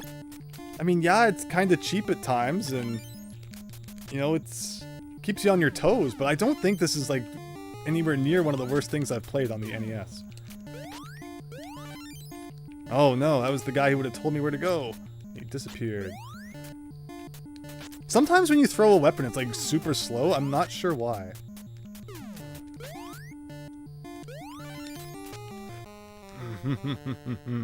Alright, we're gonna start over again. We're gonna start over. We're at the first world. I want to at least get a little bit into the game without taking a death. And there was no scroll in this level anyway, so it's like, whatever. Is the scroll always in the same place, or is it randomized? So, the way it works is that the castles themselves appear in random places. So it's not like, okay, I can always go back to that same castle and that will have the scroll, because compared to where it just was like 30 seconds ago, the castles have all now been rearranged every time you re-enter a map. Oh wow, this is the absolute worst one. I absolutely hate this one. And we encountered it like minimal number of times last time, which I think attributed to some of my success in making it a decent length through the game. Okay. Like, is there any reason to pick up that birdhouse thing that keeps showing up? Alright, get that one, get that one. Over here. Like, look at that! How does he not like that? Okay. Alright, so then I gotta jump back to get this one. Where am I missing one? One candle somewhere is not lit, but I'm not seeing it. Like, where is it? Like, those two are lit. Oh, this one's not lit. Okay. There we go. And this is one of my least favorite setups for this tower right here. I just always feel like something falls on me. Okay, there's a guy.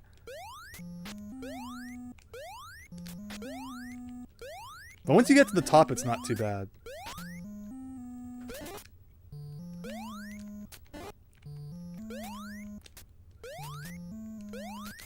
Okay. Ah, yes, the infamous NES weapon slowdown strikes again, Kurt. Yes. Let me see. Let me catch up a little bit on the chat here. You're not great at fighting games, Max Howard, but one you're looking forward to is Tekken 8. Are they up to 8 of those already? I saw the trailer for on PlayStation's State of Play. You know, so yeah, I didn't even hear about the State of Play until after everyone was talking about it. I was like, oh, well, I totally missed that one. Now, even Nintendo Directs, it's like you blink and you miss those because they don't announce them until, you know, right before they start practically.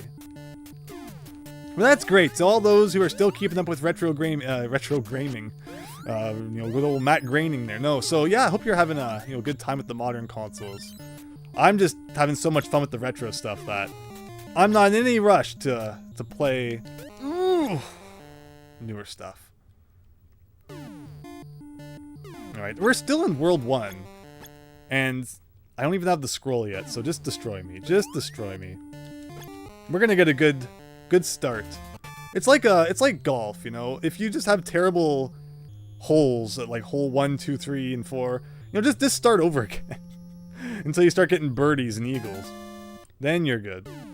That was my philosophy with NES Golf. It's like, if I'm not doing good at the beginning, why am I even going to continue? So now that I say that, well, that's when all the skill goes out the window here.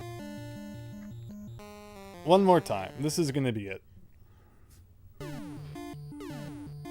Dryerlint17 likes pretzels. Well, there you go. Pretzels are pretty good. Like, there's two kinds of pretzels, really. There's, like, the ones that you buy in the bag and you eat like chips. Or there's the bigger ones that are, like, baked and they can have salt on them or cinnamon and sugar and stuff. Those are phenomenal. The ones that come in a bag, I don't know. I find them kind of dry and flavorless. But, like, a real pretzel that you get at, like, a baseball game or something, those are awesome. Oh, I shot that fast witch thing. Alright, let's concentrate here. So, just keep shooting along the ground. They'll come down to you.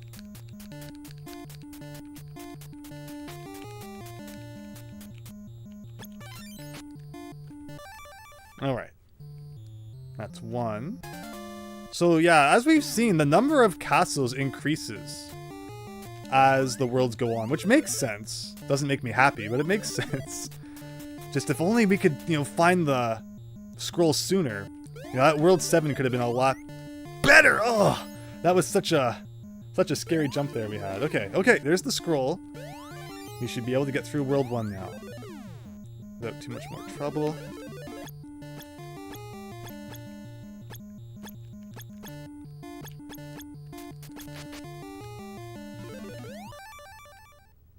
Okay, just gotta walk all the way around now and we're good. Would anyone be interested in a gently used Mr. T sleeping bag? Is there such a thing? I pity the fool who sells their Mr. T sleeping bag. Of course, Mr. T got his big break in Rocky 3, which comes around again to me. We were talking about the Rocky movies earlier. I think he worked as like a security guard before that, and Sylvester Stallone was just watching TV, and he saw some show that featured Mr. T, you know, doing his job as a security guard, and he's like, that's the guy I want in my next Rocky movie. And that's how he got his start, so, you know, sometimes crazy things happen. Oh boy, this one, okay.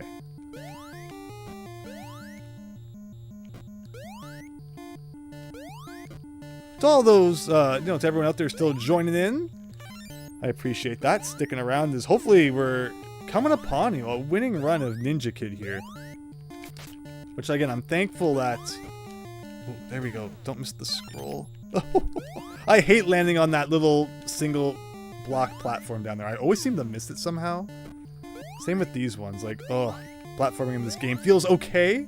Not the worst platforming, but not the best. It's not Super Mario World, that's for sure. Okay. Oh,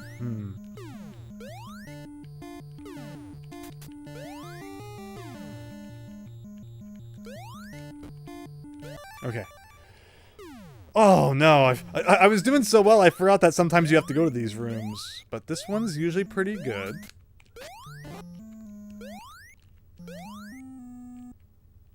Are you gonna shoot again? No? Okay. Kind of. Okay. And now the boss. This boss has always been kind of frustrating, but maybe we'll... Our success seems to be dependent on if we do well on this boss or not. That's what I've noticed. If we can get by this boss without dying, the victory is almost assured. No! I ducked under that. I gotta see the replay on the stream. I don't think that actually touched me. Debatable. I don't think it really did.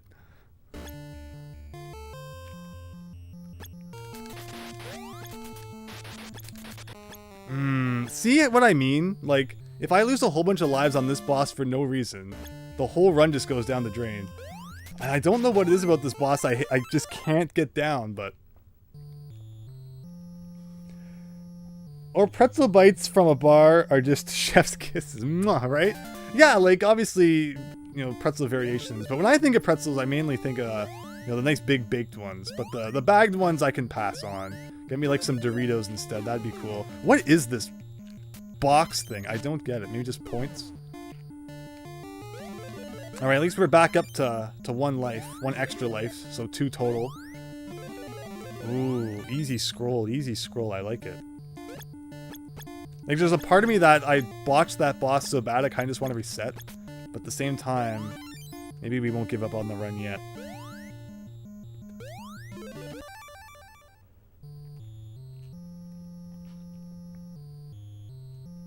Unfortunately, though, we still have to play 1 more level in this world because it's in our way.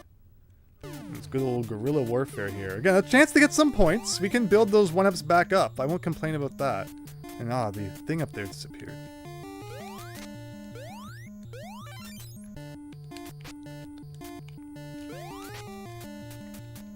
The boss of World 3 is annoying. If we can get by the boss of World 3 without a death, that would be great. Ooh, you jumped really high. Again, I never know just how high enemies in this game are going to jump. Like, oh my goodness. And then I thought I had done a good job of dodging, but they shot right where I was going to land. Annoying. Very annoying. Kurt, it didn't touch you. You caught it in 4K.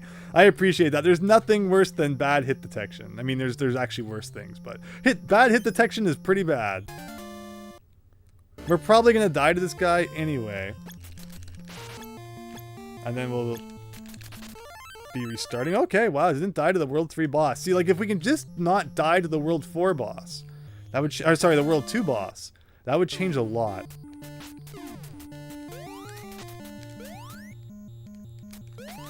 Ooh, invincibility. Like, why does a boomerang make you invincible? I'm not quite sure. But fast and invincible. This is like a beautiful combo. No scroll on this level, unfortunately, though.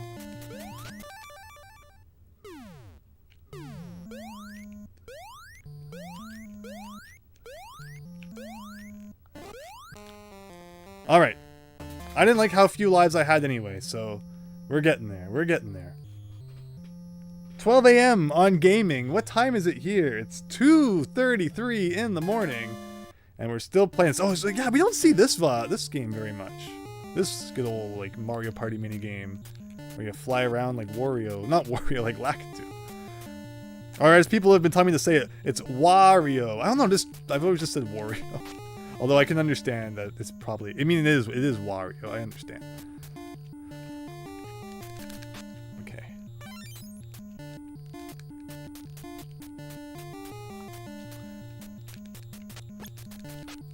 Ooh, instant scroll. Okay.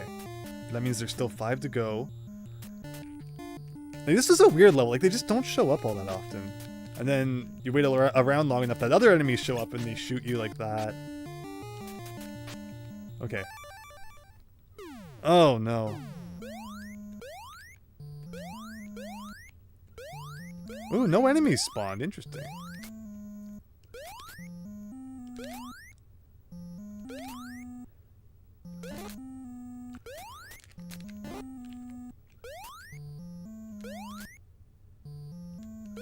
I don't know what it wants from you here. Like, he's kind of... like, and then you wait for it to open because you can't anticipate it. And then you miss it. Like, I don't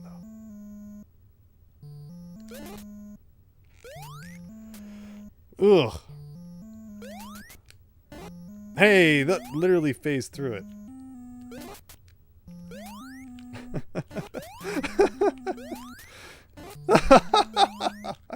Stop. Oh, maybe it's when like you're not looking. Like you'll do it when I'm looking to the left. Okay. Like now I'm looking left. Do it. Ugh. Oh my goodness. Thank goodness for no time limit. Thank goodness for no time limit. This is like more... you have to be more accurate here than Mike Tyson.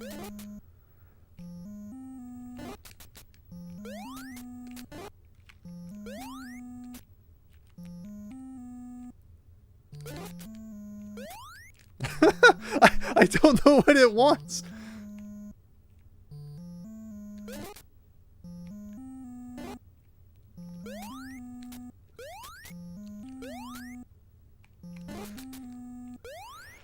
Oh. Oh. Oh boy.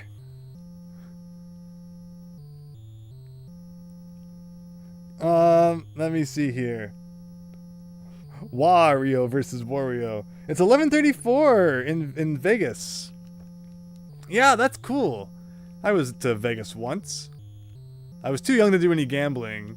And like when you're young, they're like really strict when you go into the casinos. They're like, don't cross this line. Don't go over here. Don't go over there. Don't do that.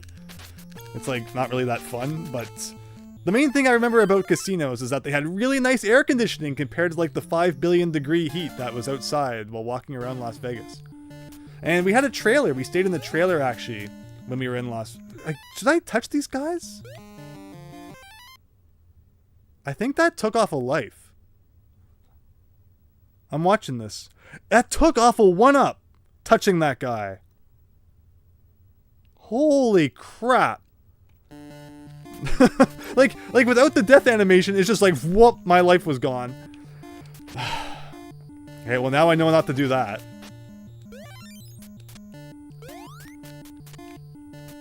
Ooh, I should have gone and got the fast guy. So yeah, when we went to Las Vegas like many years ago, it was a family trip. We were in a trailer. We stayed in the campground at Circus Casino, which is kind of like the one casino that has kid-oriented stuff. They have carnival games, ring toss, ball in the bucket, all that sort of stuff. And yeah, their trailer park was literally just like a paved parking lot. And it got so hot that when we got back to the trailer later on in the day, all the bags of chips we had exploded. They popped because it got so warm inside. But at Circus, I actually somehow, I still to this day don't understand what I did. I threw a ball and I threw a couple of balls and I guess I made tic-tac-toe or something. I didn't think I did it, but the guy's like, you win. Here's this gigantic Charizard plush toy. And I was like, okay, I'll take the Charizard plush if you're going to force it on me. But I still don't know exactly what I did to win it. But apparently I did. And I still have that plush to this day. So, that's kind of a funny story. But yeah, Las Vegas, not much for kids. I mean, actually, there was a roller coaster on top of the New York casino. That was fun to go on with my dad, but yeah, Las Vegas obviously more of an adult place. Wow, this guy again, I love this guy, and for some reason it was way easier that time. Alright, no scroll. At least I got my 1-up back, but I can't believe that guy literally saps a whole life from you. Also, my voice is being sapped.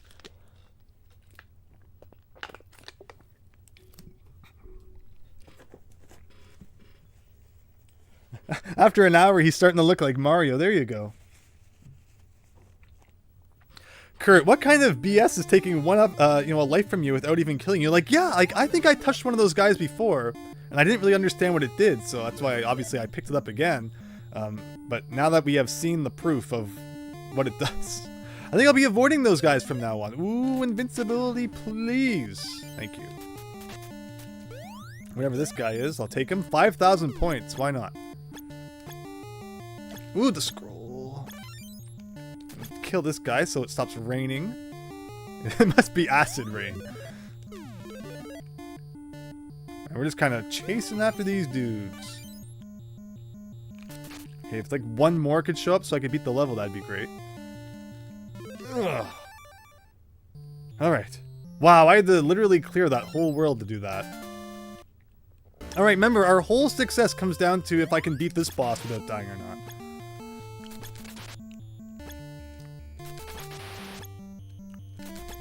Hey!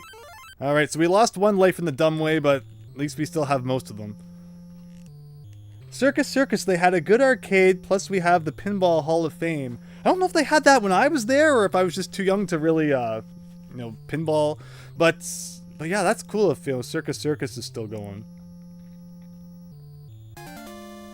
Blazing Inferno. Oh boy. Yeah, I always get this one.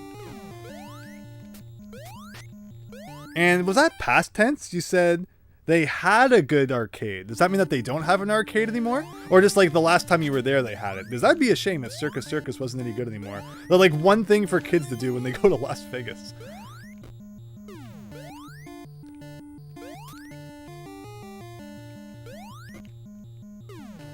Ooh, there's the exit guy. Okay.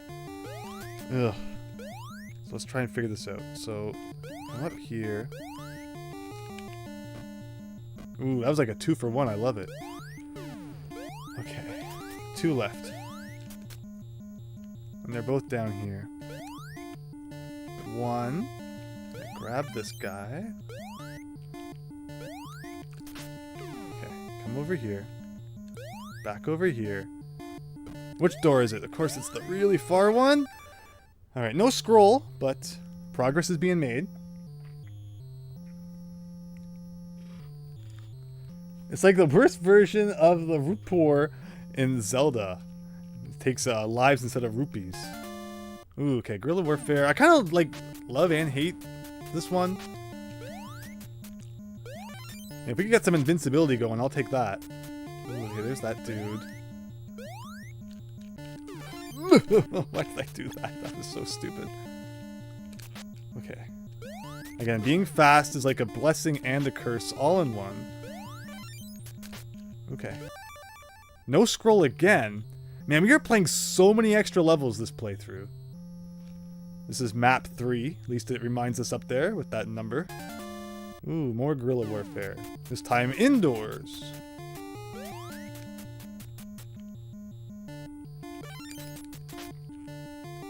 And both those guys count towards the total. So that's good at least. Ooh, invincibility. Yeah, fast invincibility.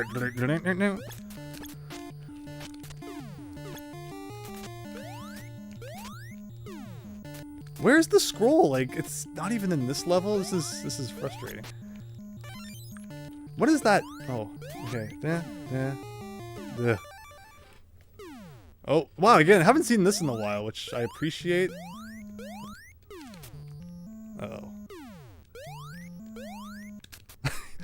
I hate the way it jumps. It's like it's coming for you.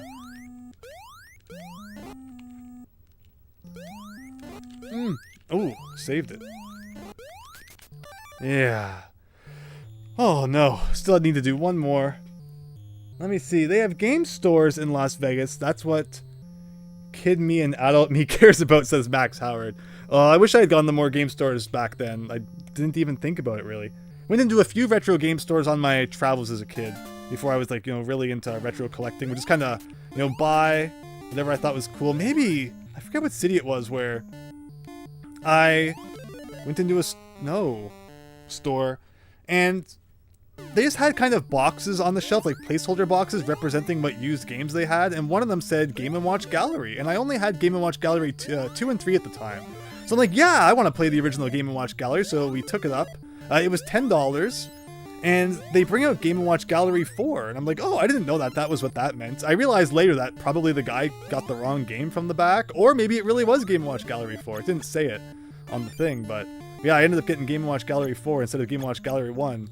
And it still wasn't until a couple of years later I got the first one, but I didn't complain because the fourth one was quite new at the time, so I appreciated the opportunity to play that. That was an awful World 3. That was just a terrible World 3. Again, that RNG kicking us in the butt.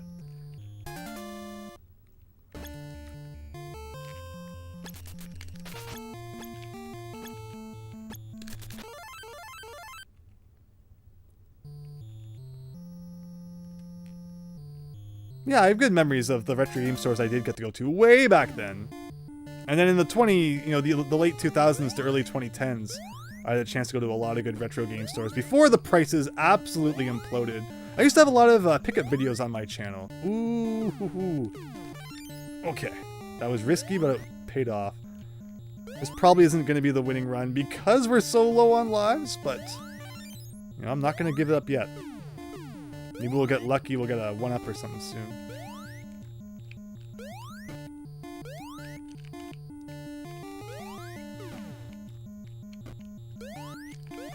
Okay, there's the last one up there. Just get the dang candle, thank you. Oh.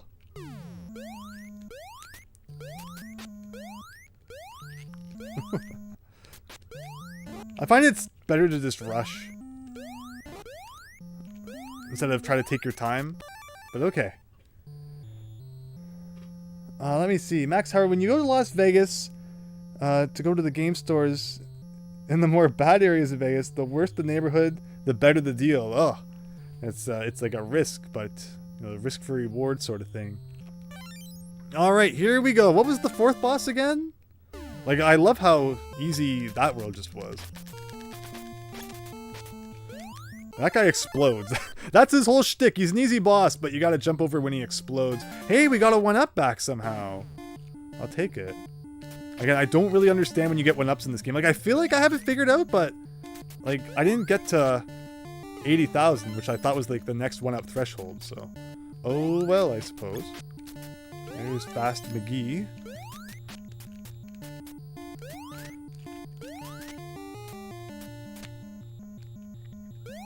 No scroll, unfortunately. Okay, 1 down. Oh, haven't seen this in a while.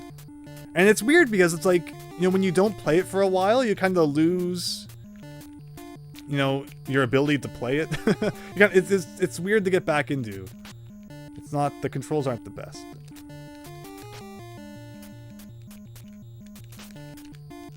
Oh, there's that.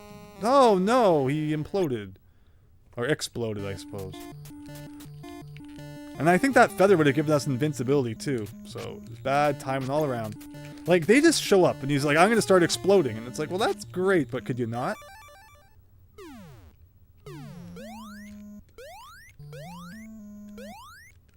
So see, let's just rush this thing. Oh.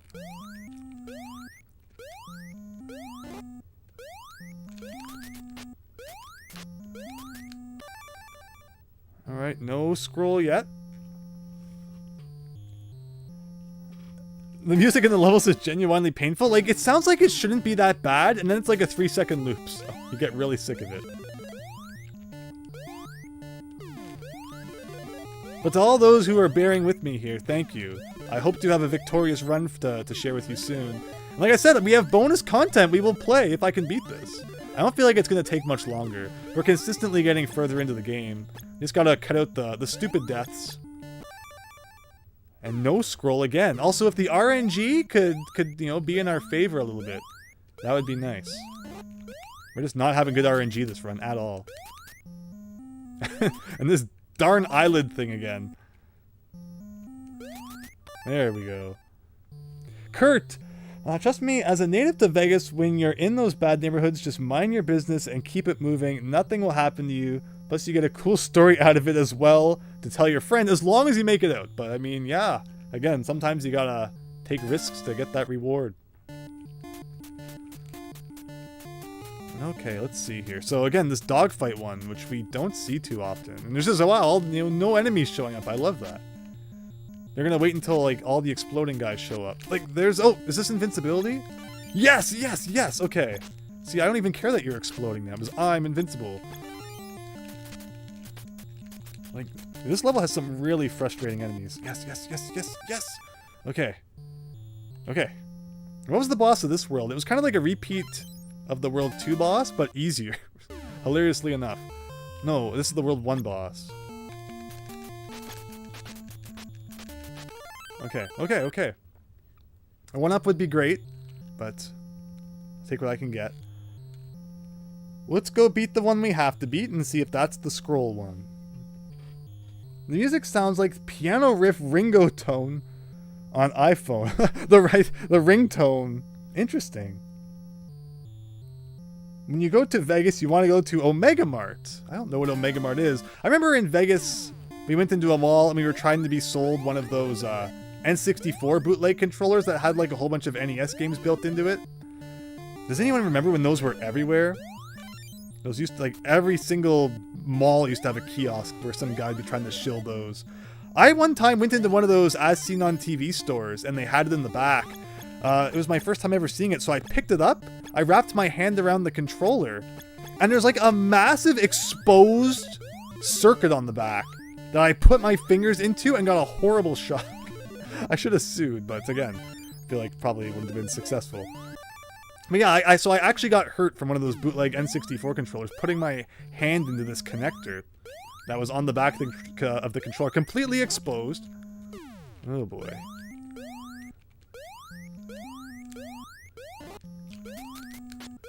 Okay, did I get the scroll from that? No. So we gotta start taking out these other ones. Again, no good RNG. I'm doing this guy again. If invincibility wants to show up, I won't complain. That's not invincibility.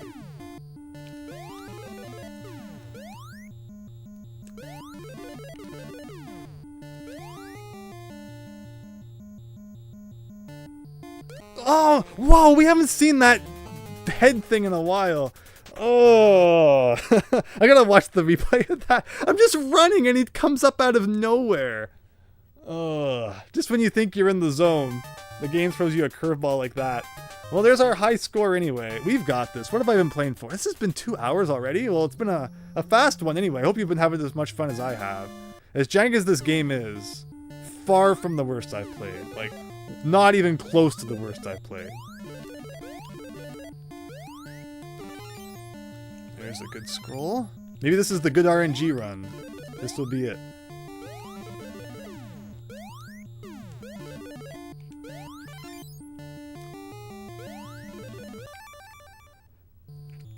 Oh, but there's a castle I have to beat. So we can't just go right to the boss, which would be nice.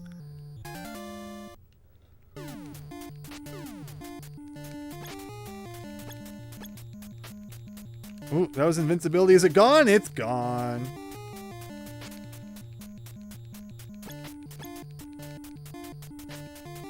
Just being very careful, as those orange guys tend to shoot sometimes. Come on, come on. One more, one more, one more. There we go. Ugh.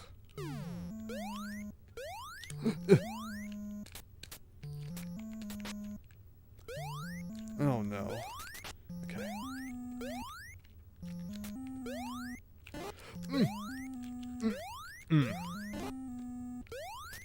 Alright, I'm getting better at those stages. I'm getting better at them. That all contributes to, you know, how deep we get into this thing. You bought one from a Vegas mall when you were little. Maybe it was the literal same guy that I saw trying to sell them. That'd be funny. Grandma bought us a bootleg N64. Like one of those controllers or like an actual bootleg N64 console. I plan to make a follow-up to a video I made like a billion years ago where I looked at fake consoles in my collection. Definitely plan to make a sequel to that soon. So stay tuned if you want to hear about those sort of things. Yeah, one of those controllers, Daniel, those were hilarious. Okay, so now we gotta make our choice here of 3. There's the green caves. Oh, I didn't mean to shoot it, but it's okay. We don't need the speed. Need to be careful. And invincibility, yes please. Unfortunately, no scroll in this one. It always falls when you're at 5 left. So that's how you know if it hasn't fallen yet that it's not going to. Yeah, if they want to show up while I'm invincible, that'd be great. Like, what is this, just points? Or is that a 1-up? No, it just took me over 20,000, so it looked like it was a 1-up.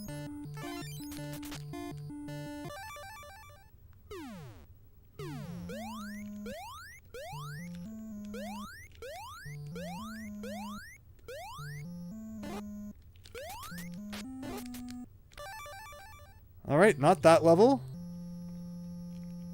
You remember bootleg Wii's also? Yeah, there was lots of bootleg consoles. I have a bootleg PlayStation, bootleg PS2, bootleg Xbox.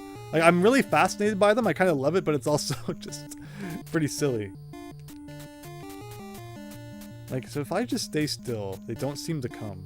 You gotta kind of move around. What's that? Fire attack? Sure.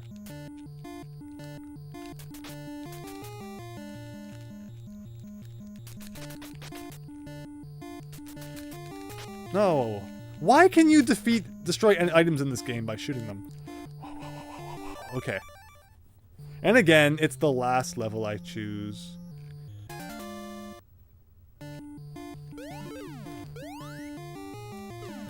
I didn't know you could run along the top like that. Interesting.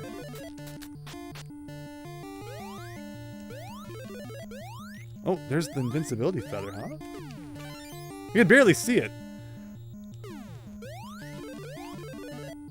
Scroll.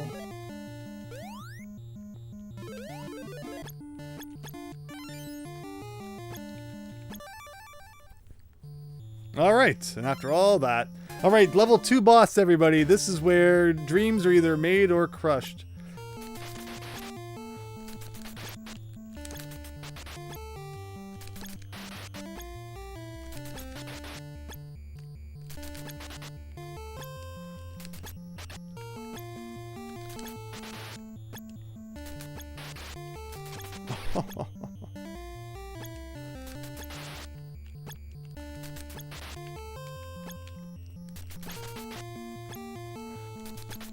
Oh. Oh, okay.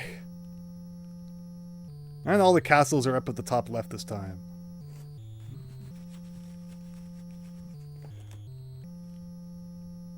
You don't recommend going to Lake Mead due to the water level. If you want to see the biggest bathtub ring, then sure, go. But otherwise, it's not. Oh, that's unfortunate. Yeah, it's unfortunate that that's like that. Okay, guerrilla warfare. Let's do it.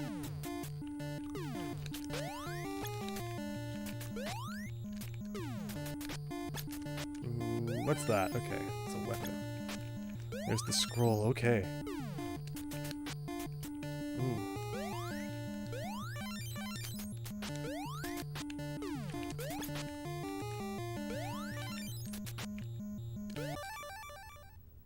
Oh, if we didn't have to climb this, we could just go right to the world boss.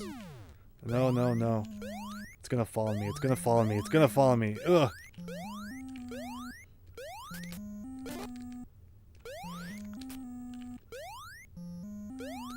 Come on.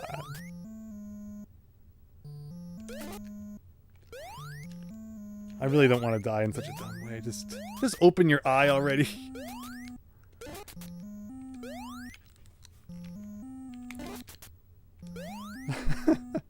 I hate this.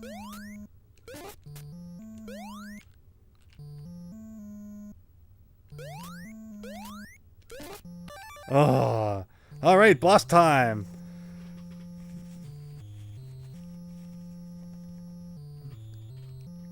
Oh, have fun in Phoenix, Max Howard. Okay, what is the trick for this guy? I think fire's the trick for this boss, right?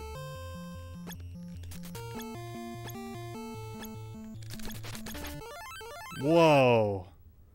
Just mash the fire on him and he's dead. Okay, 3 castles in World 4. Let's start with guerrilla warfare. Again.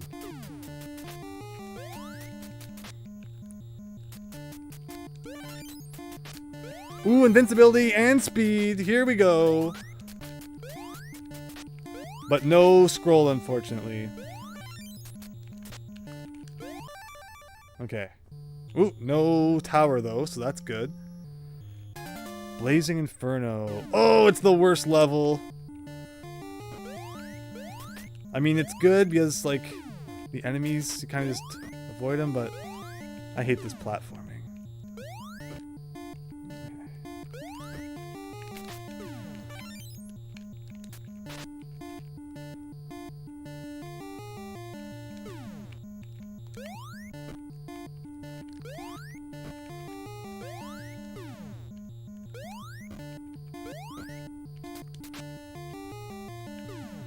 No scroll in this level either, from the looks of it. It's a horn thing. Okay. So, of course, once again, the last one that we chose. And it's another infernal one, but this one's better because there's no holes in the floor. And see how it like, went right around that candle? I hate that. Oh, that guy's always... Oh! Yes! Okay. No, no, no.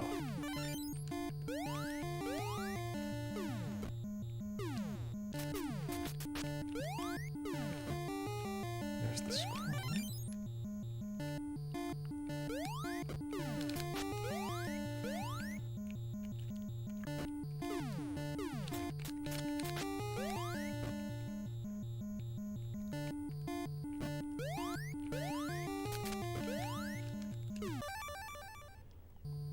Okay, that's halfway through the game after this boss.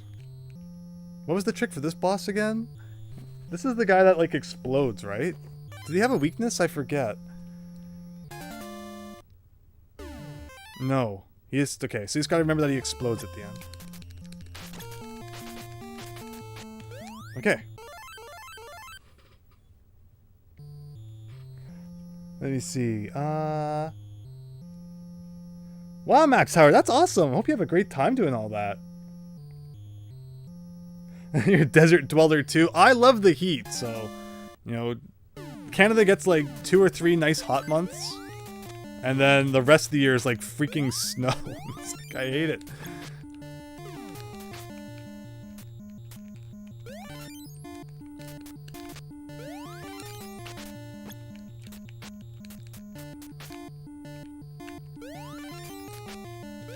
Alright, so... Oh, we got the scroll, but first we have to climb Mount Dum Dum here.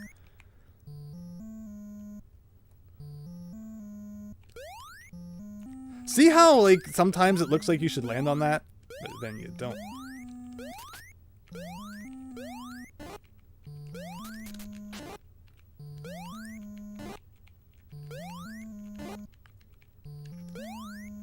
Yep.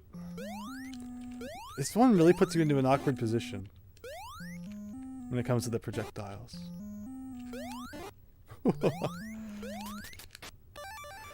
Okay, can we get to the... Yes, we can. So this is a repeat of the World 1 boss, strangely. Just go over here. Bring out Pegasus Man. Okay.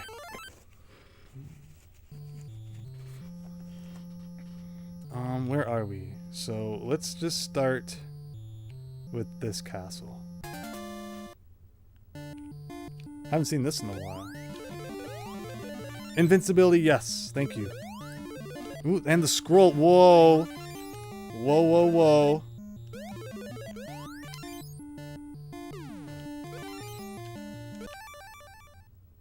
Oh, if we hadn't had to do this, we could be on our way to the boss right now.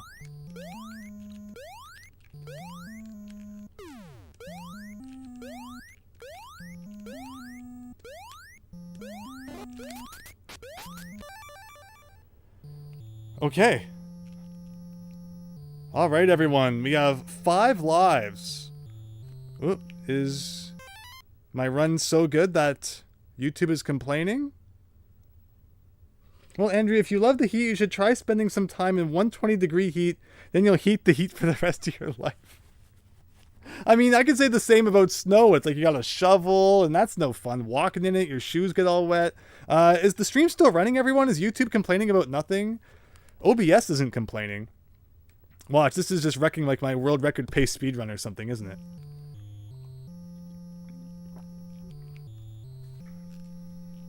Oh, it's not complaining anymore, so hopefully all is good. So what was this boss? I think this is the... Yeah, this is this one. It's kind of interesting. Oof.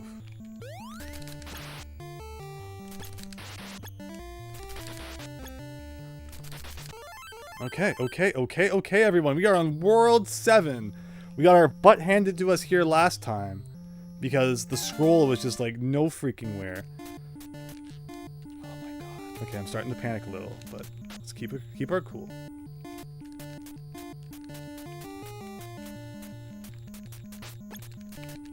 Oh. Firepower.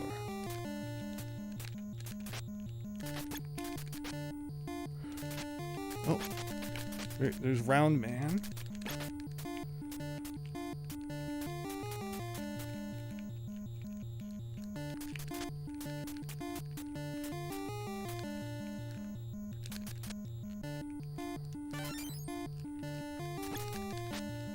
Okay, okay, okay. Come on. Let's get the scroll. We have to do one more level that's blocking our path. Please let that be the one. Okay. Thank you, Max Howard, for the confirmation. Okay, good old guerrilla warfare.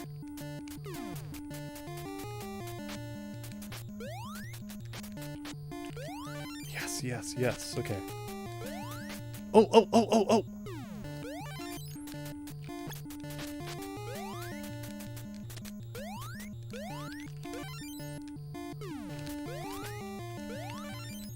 One more guy, one more guy. No! It's okay. Gotten better at dealing with these. Well, even the guy at the top? I don't like that. Oh, no! They're coming from everywhere. No, no, no, no, no, no.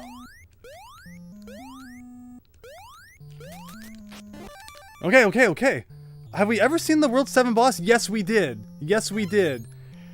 Remember, though, that bosses don't get their health back if you die, so I just need to come up with a strategy for this guy quick.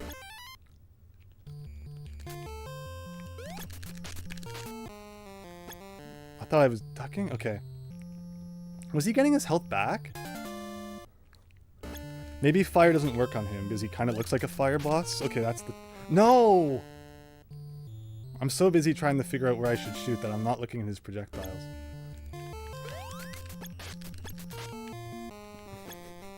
I'm just letting all my lives disappear to this stupid boss for no good reason. Okay. Oh, I got a life back. Okay, we're going to the last world with 3 lives. That was a really poor performance. I have no excuse for that. Just panic. No, not so much panic. Just not dealing with it correctly.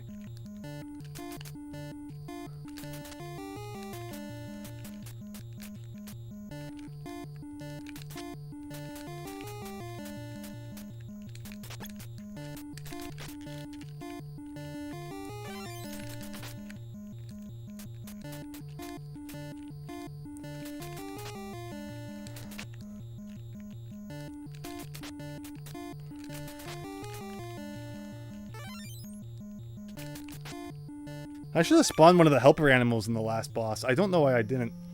I think that was a bug. Okay, I don't need real world obstacles to impede our ability to play the video game. Darn it. Are they like all this one in the last world?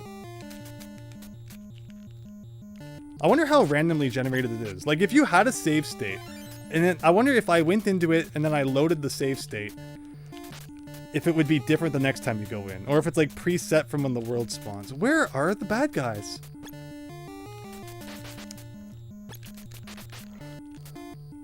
That was the biggest waste of an invincibility ever. There's the scroll.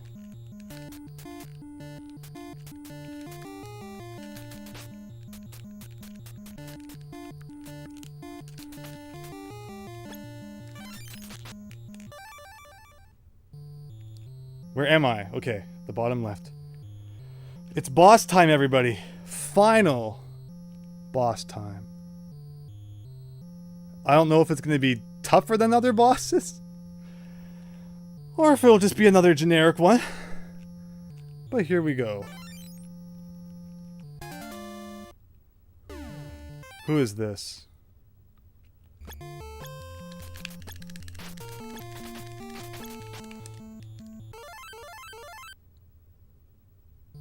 Yes! Okay. So, apparently, the game loops forever. So it's one of those games where you don't get no satisfying end, nothing like that. But this is considered cleared because I've seen all the bosses. I've encountered all the content that there is to encounter in this game. So, that's it, everyone. That's Ninja Kid. We did it. We did it. Hooray. I feel very accomplished now. The stream looks... Oh.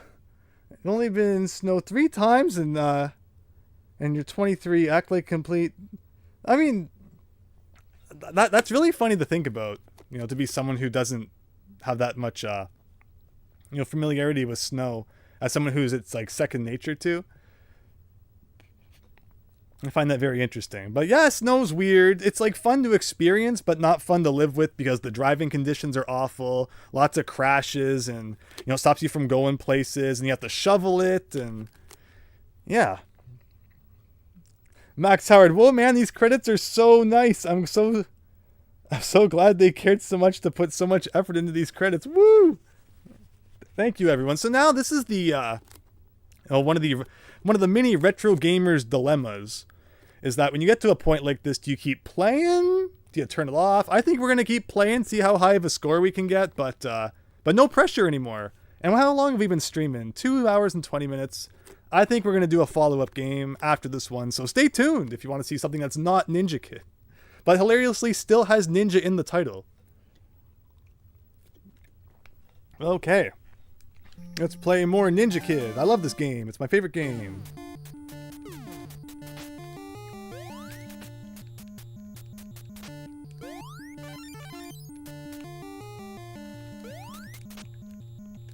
Watch, it will turn out I read wrong and it's like world 18 is the last real world or something. Again, that's just like, you know, you'll know if it actually has an ending or not until you look it up. And I hate to look things up, but this is just one game I've heard. You know, it does start looping. Alright, that was one room down. So overall, this game was not very hard. I didn't see anything that made it particularly difficult. It took a little bit of getting used to. It took a little bit of learning how everything worked, but once you do play it enough, the enemies are predictable. The different things you have to do are predictable. The controls aren't that bad. They could be way worse. So yeah, I don't have all that many complaints about Ninja Kid, honestly. It's just like a, you know, an older NES game. It's primitive, but... Alright, so like, what boss is this gonna be? So like, this is the first boss again. Okay. So that's why it then just starts looping through the bosses. Then we're back to this overworld map again. Gotcha. So, world 10 now. Like, watch, I'll set the high score or something. Oh, never mind. This is gonna end us right here.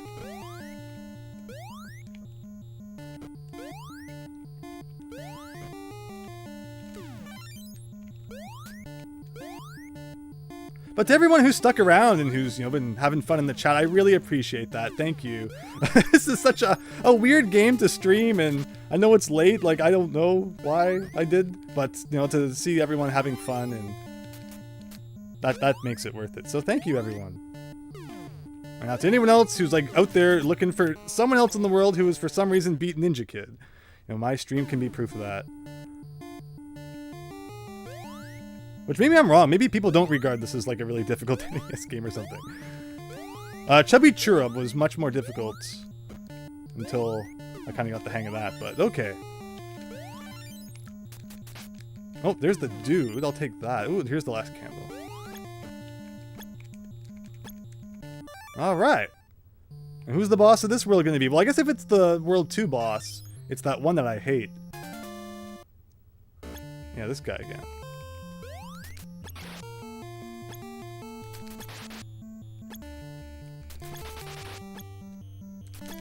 It's funny how when there's no pressure, it's like, ah, this is easy, simple. It's like the world's easiest game. The next game in alphabetical order is Nooper Mario Bros. How did you know, Max Howard? That's incredible. This doesn't look as difficult as Goonies 2 was. Oh, Goonies 2. I love Goonies 2. Give me Goonies 2 over Metroid any day. Yeah, such a phenomenal game. And Goonies 2 is interesting in that, you know, it's like all exploration. There's no bosses in Goonies 2. It's all about just kind of figuring out where to go next. Ooh, what is... I'm gonna pretend all of that was intentional. But yeah, I love Goonies 2. So if I ever have to choose between playing Ninja Kid and Goonies 2, I'm gonna reluctantly have to choose Goonies 2. That would be a great choice to have to make. No! So I don't get that guy! Why does he just show up all of a sudden and ruin your day without any indication that he's going to do so? Seems kinda cheap. Oh no! We died! Now I don't have to play Ninja Kid anymore. My night's ruined. Alright, well, that was fun, everybody. Thank you again for joining for Ninja Kid. And now we are about to play another ninja-related game. On the Famicom, which we are conveniently also playing this on with a converter. See, 1986, so you have to understand that these were like primitive days for the the NES and all that. But I mean, you know, Mario was already out, so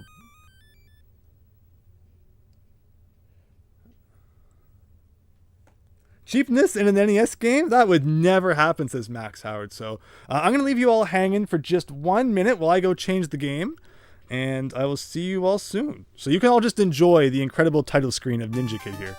Appreciates, admire my high score. Never to be beaten. Submit this now to speedrunhighscores.com. What, Kurt? What? I'm going to have to scold you for that in just a second.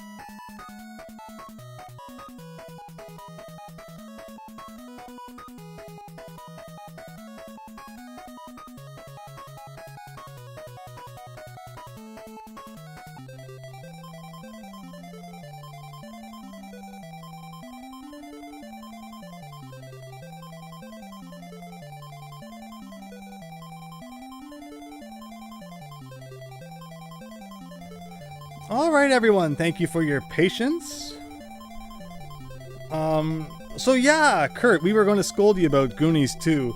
Goonies 2 has a map when Metroid didn't, so I thought it was pretty decent to navigate, but you're right, there's those warp zones that kind of just arbitrarily take you to different places, and that can be a little confusing, but I don't know, I didn't find it too bad, but I understand, not everyone's going to like the same games, but I love Goonies 2. I thought it was great. So, this game is Ninja Jajamaru, the Great Galaxy Strategy. When I was going through my Famicom collection, just playing some of the games, checking them out while I was making my Famicom video, this one caught my attention. It's like, oh, this is actually kind of cool. This is a series in Japan that I think is quite popular, so that's why this game never came to the West. But basically, they're just enjoying the night. This thing falls from outer space, and then it's their job to go to space and defeat aliens. And I was fascinated by the fact that it actually plays a lot like Super Mario Brothers. Super Mario Brothers, so maybe this is Super Mario Brothers, Max Howard. You were right. You actually predicted what it was going to be, so we're playing Super Mario here. And you can be Ninja Guy, so you can be Jajamaru, or you can be Sakura Hime. Or you can leave it to the gods to decide. We could do random, but... Oh, so there's a continue limit in this game. Uh-oh. That's a scary thought. But yeah, so I think we'll check this game out. How does the music for Ninja Kid have more notes than the actual level music? Did they run out of music budget after 2 minutes? More like 2 seconds, Max Howard. Alright, let's get into this. Alright, World 1, here we go. And what was that, Kurt Eagle? In your defense, you've always... There's no pause button in this game? Well, sorry, I can't read your comments. So, he can land on enemies just like Mario can. Sometimes there's blocks in the ground, you can get stuff out of those. I looked for a manual for this game online, I could not find one. It's a lot harder to find Famicom manuals, again, because we had a discussion earlier about how worried everybody is about copyright, so I think even Japanese people are afraid to put manuals up there. But see how we're hitting blocks? This is totally Mario, everybody. Hold the B button, and he's like, man, I can run all day. Did I take a hit or something? I don't even know what just happened. So yeah, this was a game I just kind of came across in my Famicom kind of exploration there. And I thought, you know what, we're going to play this. So it looks like you get 3 continues. I don't know how far we're going to get. I don't know how long the game is, but we're going to play it and just have fun and see how far we get. I think the concept's interesting enough. Probably go defeat this guy over here. Is he going to come... I got hurt for that? Why? Okay.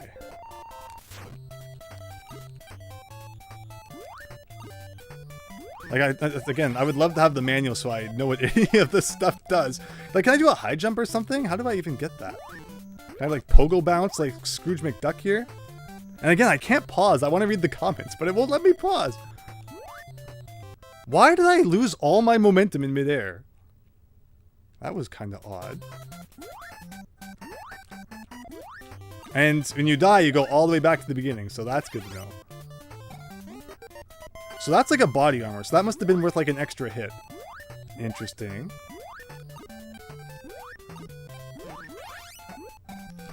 Oof.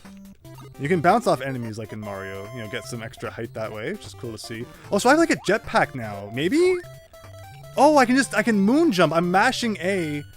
Okay, so see, this is why you need the manual. There's just so many funky items. I would have loved to have more info going in. But I swear, I did my research. I tried to find more information without, spoiling the whole game. I didn't want to watch someone's Let's Play or something and see the whole thing. Oh, so maybe I want to try and get all the letters.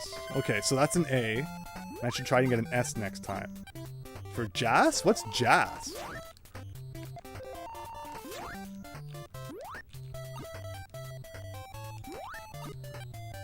But to all of you who stuck around for... See, I can't do anything to get up there. Can I hit the block again? No. Yeah, to everyone who stuck around through Ninja Kid now gets to watch an interesting platformer. Hope you're enjoying. Yeah, I don't know why I lost all my momentum midair that one time, but I definitely did. It's a Jaleco game. I don't usually associate Jaleco with the best games from what I've played of their NES library, but they make some winners sometimes. That looks like a victory swirl from Donkey Kong Land. Hey, now what do I do? See, this is why you need the manual. I don't know. Can I, like, super jump like Mario 2? Ducking? No. I feel like you should be able to pogo stick jump, but I don't know. And there's no... Oh, you pause by holding start. That's weird. I've never played a game where you have to hold the start button to pause. Now I can read the chat. First person sequences, hitboxes sucked. Okay, Kurt. That's legit. And there is actually a ROM hack I've seen of Goonies 2, where just using the hammer in a room will reveal any hammer thing that there might have been, so you don't have to do each wall individually, or hitting is the same. So there are some quality of life improvement Goonies 2 hacks you might want to look into. Wow. Before I do that again. I don't know why I lose my voice after I've only been streaming for like 2.5 hours. Hello, Diego. Hope you're having a great night. The background in this reminds you of Kirby's Adventure. It does have that feel, right? I'm glad you found out how to pause this game. Well, thank you. Now if I could just figure out how to play the rest of it. Like I did. I looked up the manual and everything. I tried to be a good retro gamer. You can't stand on these white ones, can you? No. Alright, we got 170 seconds to figure it out, everybody. Maybe, whoa, look at that. So he jumps high. I mean, I guess I should have known that from earlier. I guess I just didn't think about it because we did jump a few gaps like that. Oh, maybe I need the... Wait, he's tired? Okay. I don't see an energy meter anywhere. So I can, like, hit this? Maybe I need to get the letter S?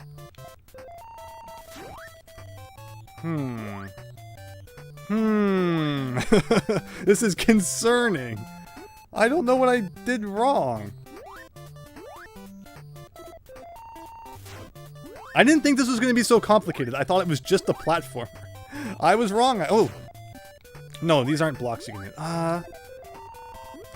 Oh, you can jump straight up too if you hold up? Oh! I'm going to pretend I knew that all along. I'm just fooling all you to see if you knew. Daniel likes the Goonies 3. Hey, if you have a Goonies 3, I'd love to see it. May I see it? No. But Diego, yeah, thank you so much for stopping by. You think since there's nothing big coming up for you the next few months, you're going to start a journey like you to beat every Pokemon game? Hey, that'd be awesome, Max Howard. But not including the weird stuff like PC Flash games. What? You're not going to play Pokemon sticker printer on the Windows 98? You call yourself a Pokemon fan? Oh no, no, no! It's like, let me up there for the freaking item. Why do items have to disappear? That's not fair. I want to know what that started. Do you think it was invincibility? What's that? Oh, now we jump like we have Mario Star Power. Do you think it's the screw attack? Like, can I defeat enemies like this? We're gonna find out. Yeah, screw attack, here we go. Ripping off Metroid since 1992. Actually, the cartridge says 1991 on it, so this is kind of a later 8-bit game-ish. Super Nintendo was already out by this point. And I love the blocks that come right from Mario. Oh, okay, I needed to... Wait, why can he not jump high enough to freaking get up anywhere? Like, that's so ridiculous that to get up on blocks, you always have to... Like, but I can't move to the... Kurt Eagle, are you kidding me? I could have played those and... Okay, I'm holding start. And is there a hack that tells you plainly what you need to do? Yeah, look on romhacking.net. That's the best place to go to find, you know, what different hacks there are for different games out there. And I know that there's definitely some improvements for Goonies 2 that you might enjoy. There's one game you're considering importing enough to play, but it's Japanese only. Oh my gosh. Can you direct me to an English translation of... Yep, so check the same website I just mentioned, romhacking.net. And there is now a complete English translation of Pokemon GB2, one of my all-time favorite games. Absolutely worth a play. It's phenomenal what they, they take the first Pokemon card game and just do so much with it. It is so cool. And yeah, especially if there's an English translation out there, I'm sure you'll absolutely enjoy it. Okay, this is... Why does this have to be so complicated? Oh! Okay, maybe I'm holding B. I'm holding B. And then he starts spinning. So maybe when he starts spinning, I press A. But he only goes like straight up.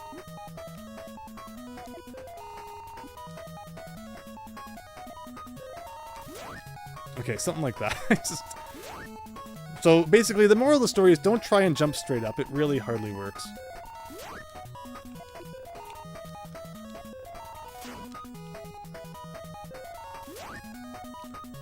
And as we've learned, it looks like there's no checkpoints in this game, so if we die, we're doing the whole thing over again. Oh, jetpack? Okay. If I remember correctly, this lets me jump as many times as I want, now that I'm over a hole. Oh no, I lost it! I lost it! No! Oh boy. Jetpack seems like not worth worrying about. Hopefully if I get JAS, I get a 1-up or something. Alright, what's the star do? Let's find out. Am I invincible? Like, it shows a star down there, but I'm not flashing or anything. Okay, that overwrote my star anyway, so... Weird. Again, a manual would be nice. Oh no! I jumped at him, but I hit the slope at the same time. Do I have to replay the beginning, I wonder? The first level.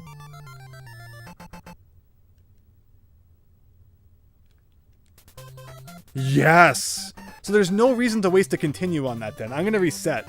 And we're going to take things seriously now that we understand how to play the game. And then from there, wherever I get after 5 continues, we'll call it a night. I don't know how difficult the game's going to get. It's not really that hard. It's just getting used to it's kind of a thing.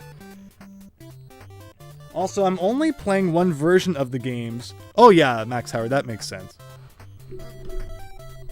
I'm the same, like Mega Man Battle Network, I'll just play one version. There's no reason to play the same game twice in a row.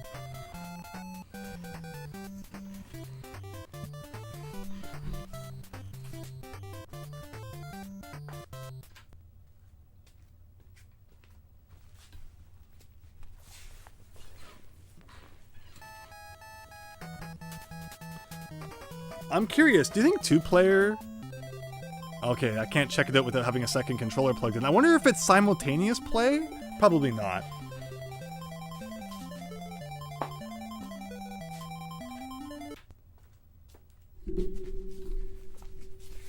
And actually, one last thing to check out. Sakura Hime. Do you think she has any differences, or do you think it's just a graphical swap?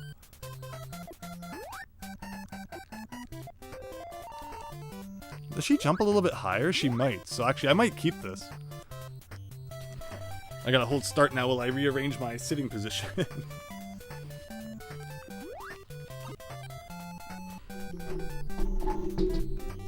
Because yeah, if she jumps higher, it's like, why would I not play as her? Oh yeah, Max Howard, yeah, you're no problem. Hope you enjoy those. Maybe she's like in easy mode. That'd be kind of funny. Like, I'm not intentionally trying to play the game on easy, but like, yeah, she definitely jumps higher. Like, that's awesome. She has a hammer too. It's like Amy Rose.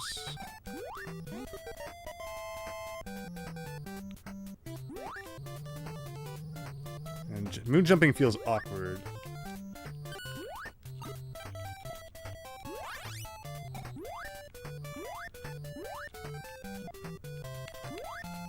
Oh, it disappeared. Shoot. I always forget that items are going to do that. They don't last very long.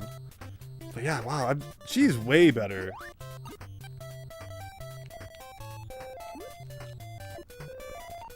How do you do this again?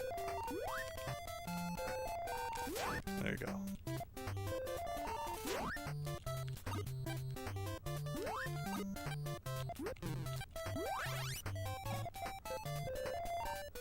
Oh.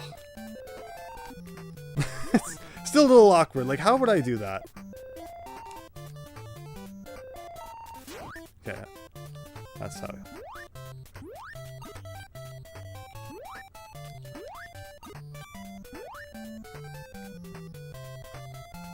Alright, so see, this game's not too bad when you know what you're doing. It was just kind of a learning curve we had to get over there.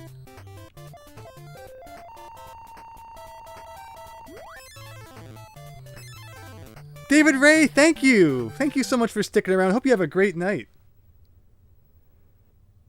Kurt, you're going through the Yakuza series of games slowly, plus Resident Evil 4 Remake. That's awesome. It's fun to pick a series and just go through it.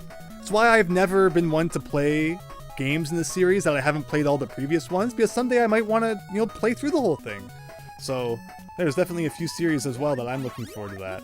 Look at that! Like, she jumps so much better. I don't get it. And also, like, the star makes me think that's probably invincibility, but there's no real indication of that, so I'm kind of scared to check. Also, I moved the microphone a little bit. Please let me know if I sound okay. But yeah, she is so much better. Who would ever want to play as that other dude?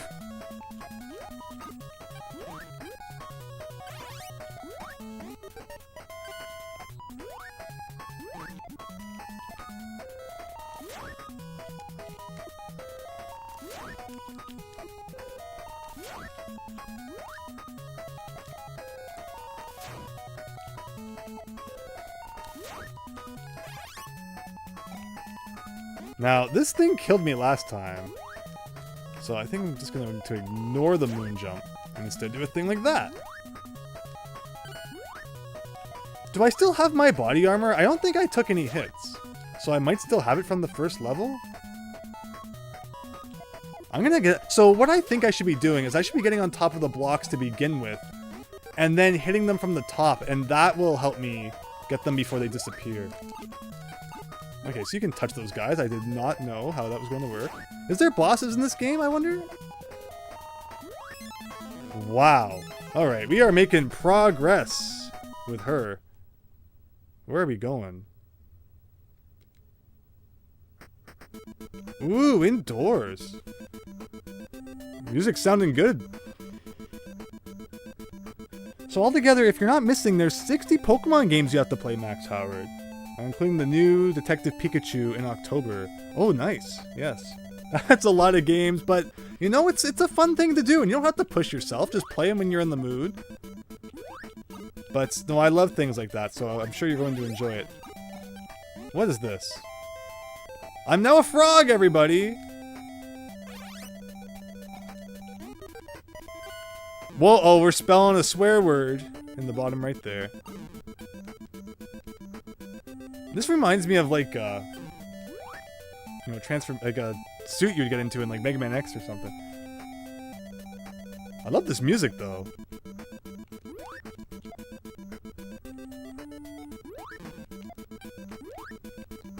Like, it feels wrong to be playing as her, but she's just so much better than the other guy. No one can ever say that, you know, female characters get the shaft, because like this is good. Until I just did that. Again, sometimes I jump. I'm not sure why she had no momentum there.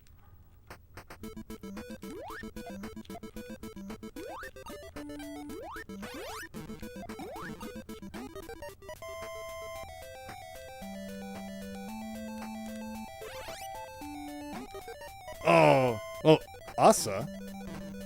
Like, what does that thing at the bottom right do? You've never really beat any of the spin-offs before, Max Howard. It's so true, right? There's a lot of people who probably just play like the mainline Pokemon games. Why are you doing this to yourself, says Kurt, in regards to Max beating all the Pokemon games. Just the thought of having 60 games to play in one series? I mean, yeah, it's fun to create a challenge for yourself like that. But again, it doesn't have to be something that you force yourself to do. Like, if you kind of get tired of it, just take a break and come back to it. So I think the problem was, like, you have to be moving left and right before you jump. No, but even then, like, I jump... I don't know, sometimes it just feels like she doesn't have momentum. Or even, you know, he did when we were playing as him.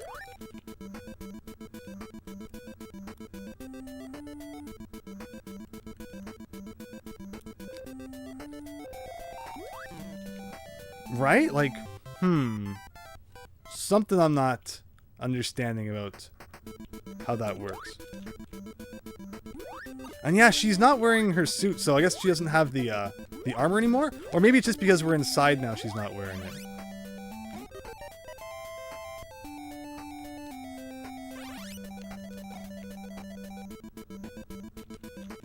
Okay, so I got one of each letter now. I don't know what the letters do. I wish I had the manual.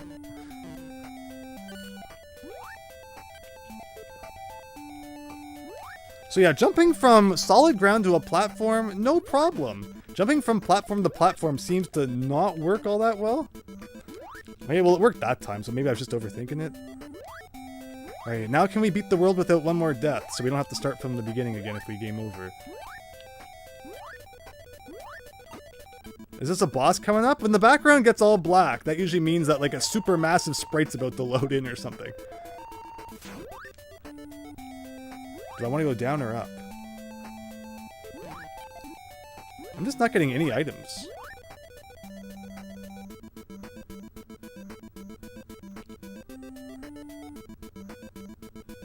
What is that? Ooh, bullet bill launcher. Does he turn or it's always the same direction? Okay.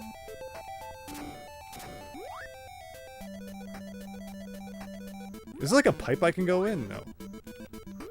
What am I doing? What is this? This goes on. World 1 is big. Oh. Okay, okay. Okay. So he kind of tries to fake you out. That's 3. No, he faked me out, dang it. Oh, I get another life. But wow, one hit and you're dead is pretty harsh. Like, I don't trust this guy at all. Like, is there a way to anticipate the fake out?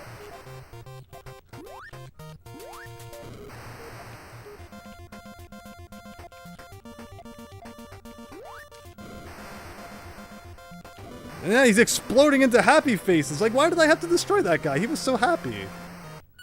Oh, wow. I rescued King Dog here. But your princess is in another castle. Thank you, person of Earth.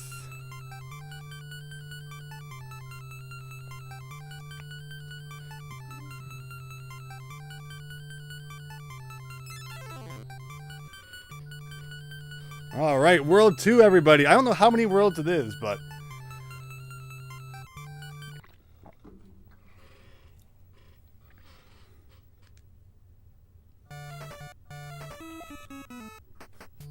This feels like Jetsons. The Jetsons NES game. Music almost reminds me of it, too.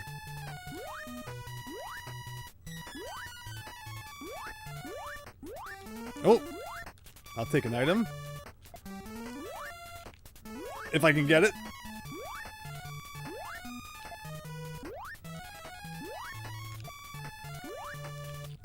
Okay, let's try it.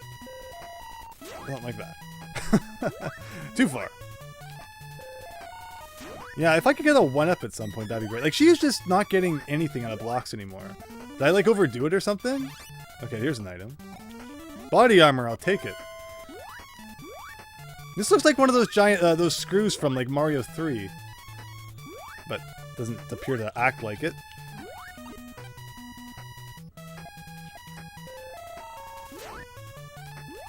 That was kind of a blind jump, but I assume that was what they wanted.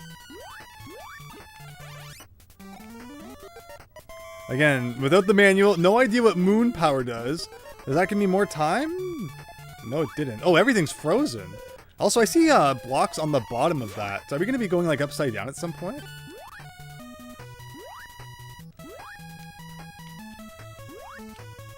See, her momentum stopped in the air again.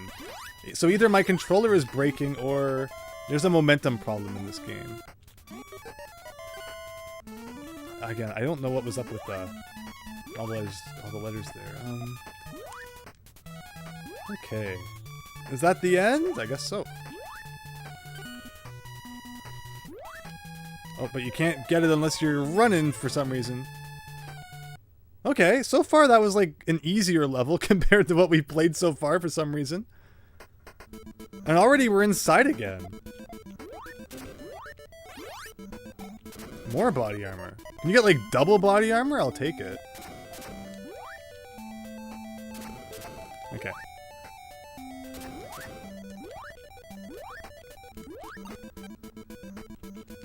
What is this? What am I looking at? Oh, they are pipes. I wonder if I missed any secrets before then?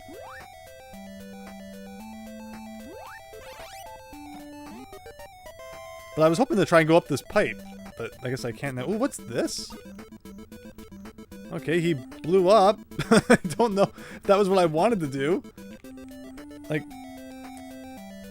such a weird game.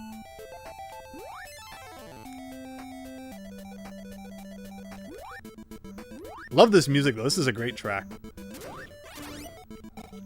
Okay. Like, are we spelling Jas? What else would we spell? Like, it's Ninja Jajamaru, but there's not even room for Jaja, so I don't know. Oh, okay, so he just blows up.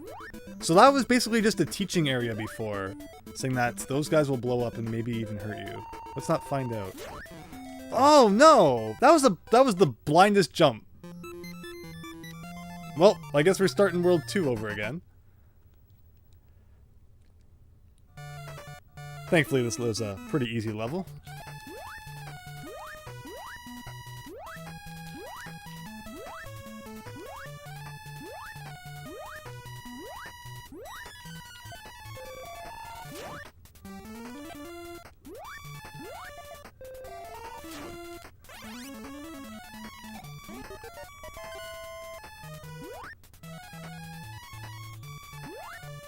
So it's completely coincidental that this game starts with the word ninja, and I'm also kind of just finishing up, having beaten all of the Ninja NES games. For anyone just joining, yes, this is a Famicom game. This is no longer Ninja Kid. Ninja Kid is a game that we're not going to speak of anymore. It was, we ended up beating it. It was fine. Definitely wasn't one of the most difficult NES titles, or even the most broken or janky. It delivered the experience it promised. And it was very okay. Oh, I wanted the S. I thought I got the S, but I got the J instead.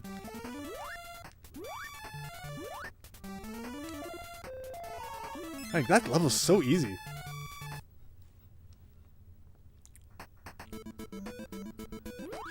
I really do wonder how many worlds this game is. It feels like a 5. I'm gonna guess 5. Like a 5-world game.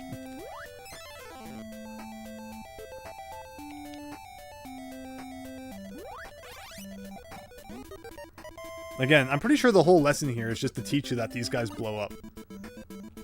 Because I don't think there's anything else I can even do with this frog. I can't go up the pipe.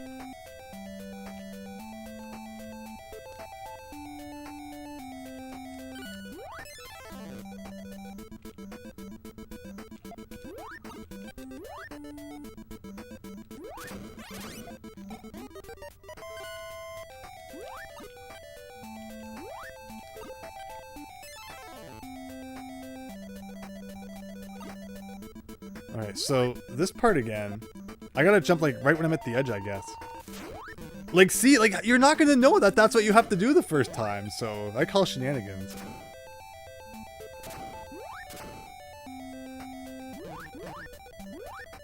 I mean, I guess the lesson is just to always jump when you're right at the edge, but that's risky. It's a risk you don't want to take if you don't have to. Okay, is this a split path? Ooh.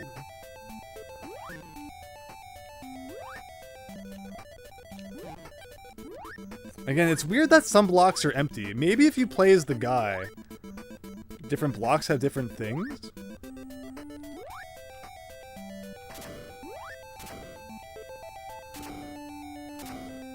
Oh, again, sometimes I'm moving and she just stops moving.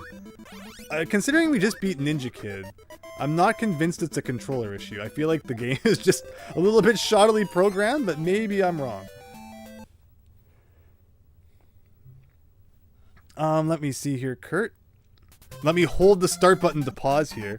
Andrew, I'm curious, did you ever play Adventures of Bayou Billy, NES game by Konami? Had controller and light gun levels. I absolutely loved the Adventure of Bayou Billy. It blew me away with the way, again, it combined the beat 'em up stages with the light gun stages with the driving stages.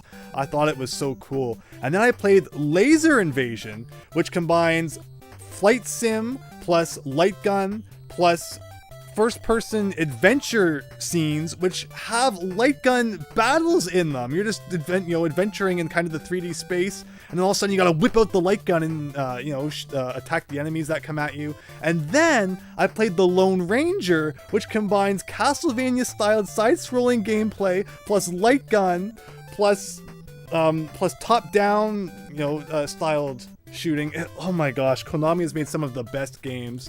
And each one just impresses me more and more. Like, I thought Adventures of Bayou Billy was the best, and then I played Laser Invasion, which I thought was the best, and then Lone Rangers blew me away. Easily a top 10 NES game for me. I absolutely loved it. What is going on here? Okay, so it's not a boss. Oh no! Did I despawn him? Am I dead? Do I have to wait for the time to run out now? Why can't I throw... Like, I wanted to see what was in the rest of the blocks down here. I didn't want that guy to go away. Oh, how do I do that?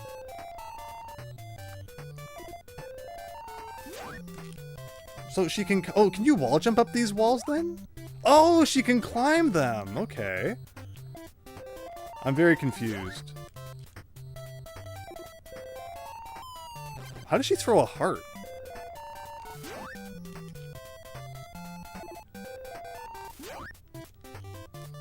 How?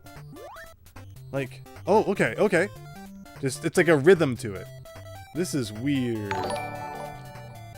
Max Howard with the $1.99 super chat. It's time to start Pokemon Red. You have a great time, Max Howard. Thank you. Andrew exists to like every game AVGN doesn't, says. Oh, I thought, oh, I didn't hold start to pause. So good thing that guy didn't hurt me. I was looking at the screen.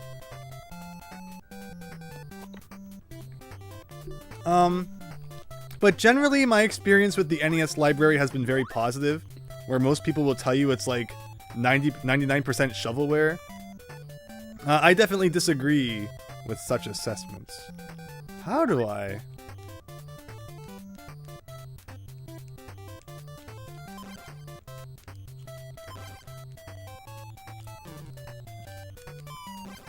Okay, so I can throw hearts. That's what that star means down there, I guess. But how do I jump off this wall and get to that block over there?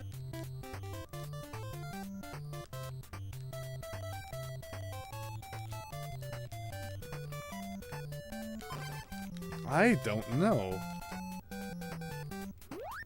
Like, I'm not sure what it wants from me here. Oh, okay, so he doesn't bounce you up that high.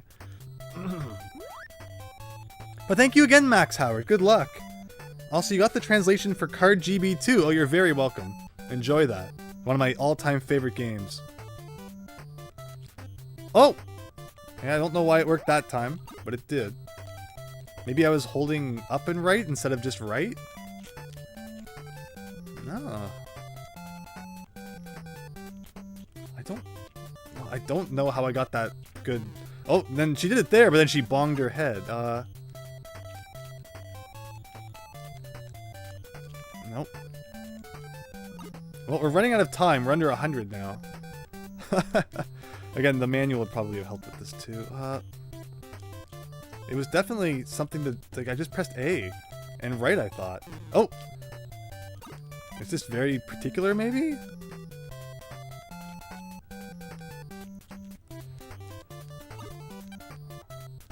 Like, why does she get, like, a boost sometimes?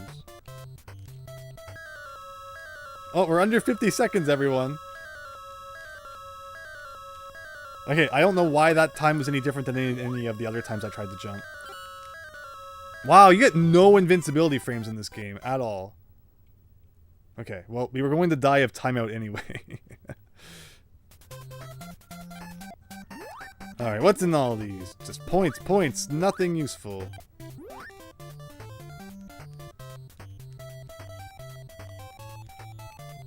Like, if I let go of right... Whoa, there's that bug again. course in the game that I can't pause? Might be a mosquito or something. You know, you open the doors in the summer, everything comes in. Wonderful. Now I have to worry about dying from West Nile or something while I'm playing NES. What will kill me first, the game or the mosquito? Stay tuned to find out. I'm like, how does it even get into the friggin' basement? But okay. That's the story for another day.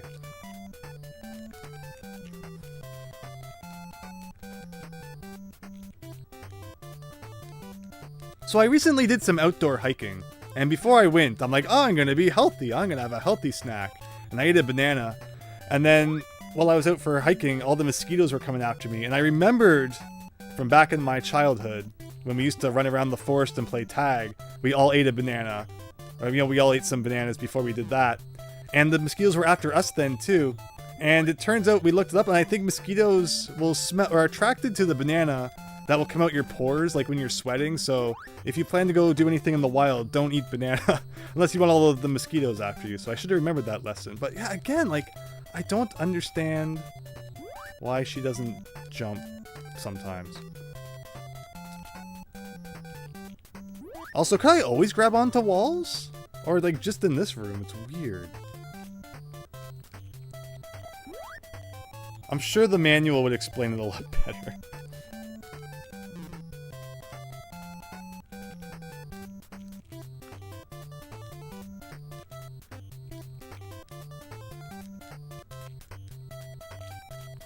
I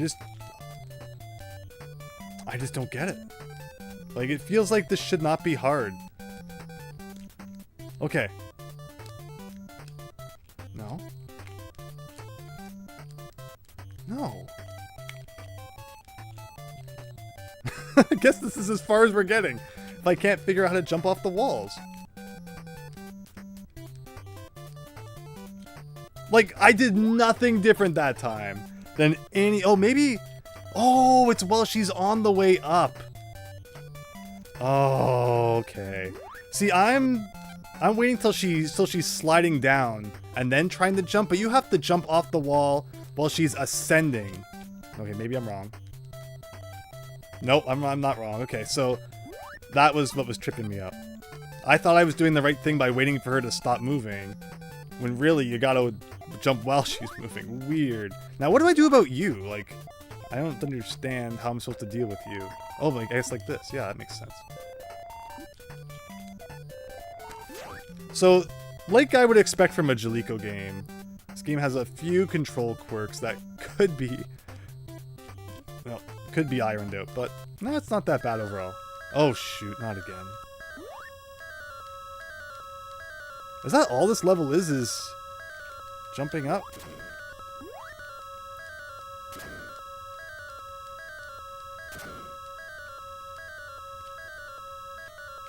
Hey, I'm on this platform now. Now what? Oh. Okay, well, now that we know what to do, I guess we'll try one more time. And where did that bugger go?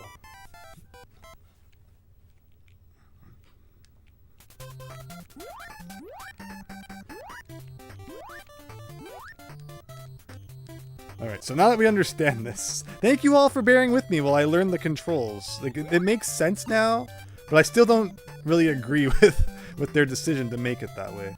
But okay. Wow, it took us like a whole 300 seconds to get this far last time. Oh, I didn't touch that guy. Shenanigans. Alright, we gotta replay World 2. Okay. Again, now that we know how to play, it should be a lot simpler.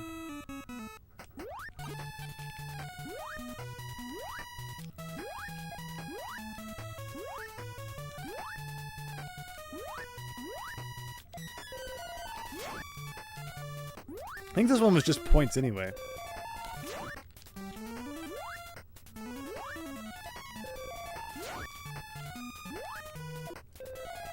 And there is always like a part of me now that's like looking around for that mosquito, so I blame all my distractions on that.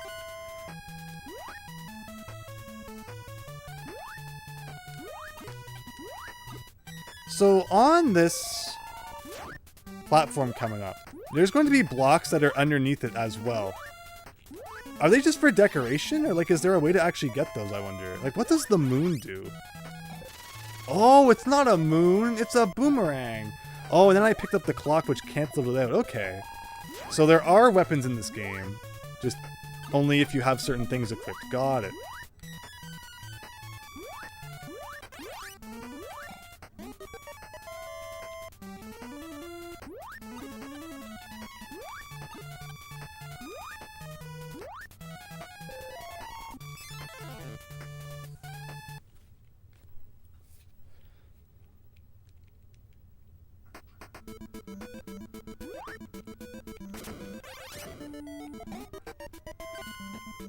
If you could double up on the armor, that would be awesome. Or if you get the armor and you already have it, if you were like invincible for a few seconds, that would be cool. But it doesn't appear to do much otherwise.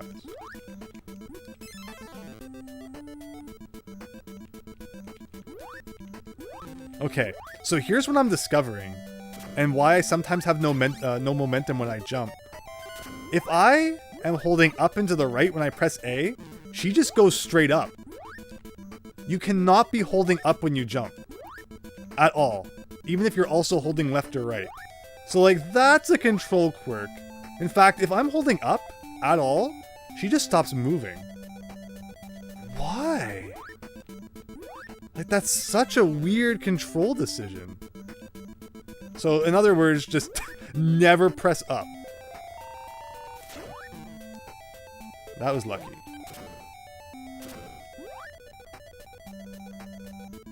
Like, you know, it's just so easy for your thumb to accidentally creep up there. But it's your doom if you do. Like, all that for 1,000 points doesn't make sense.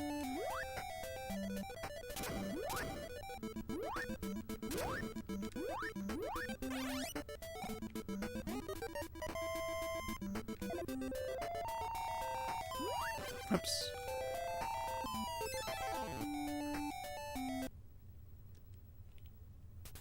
Again, I hope you're all having a wonderful night. Thank you for sticking around and watching this weird game that most people probably haven't heard of.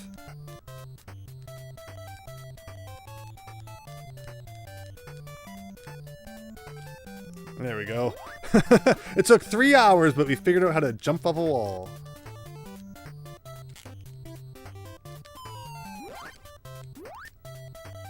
Alright, do that again, but like actually hit the guy.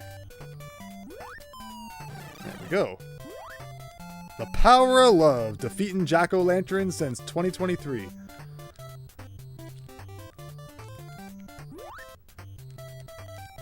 Yeah, you can't grab walls in any other room, I don't think, so I don't know why you can here, but...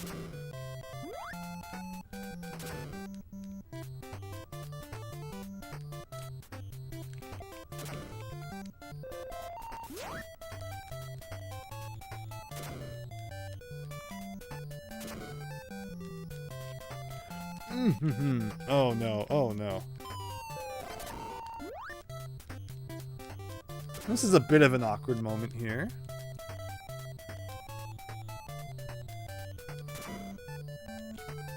Okay. Nope. Okay, okay.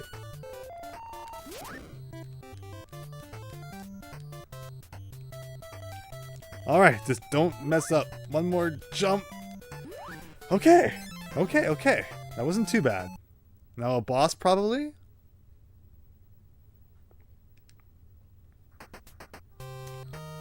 Okay, we got a UFO doing something. Can't grab the walls. I can shoot, though. I don't know if that hurt him or not.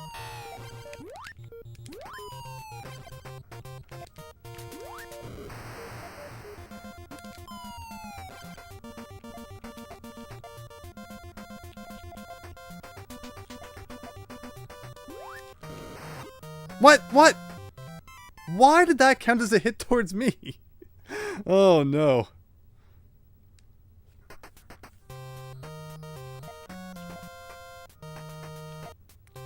Alright, so you can touch his head. You can't touch the actual ship itself. You would think that would just be like all one hitbox, but apparently it's not.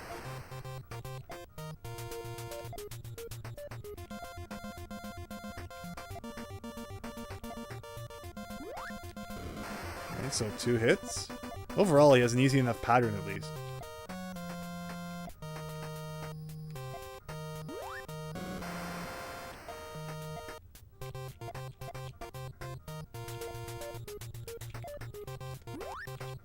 Yeah, bosses seem to like taking 4 hits. What a weird number. But there you go, World 2 down.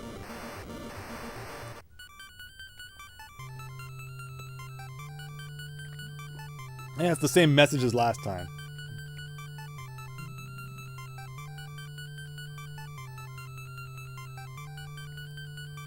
The Burning Plains. Alright, looks like a Fire World coming up next.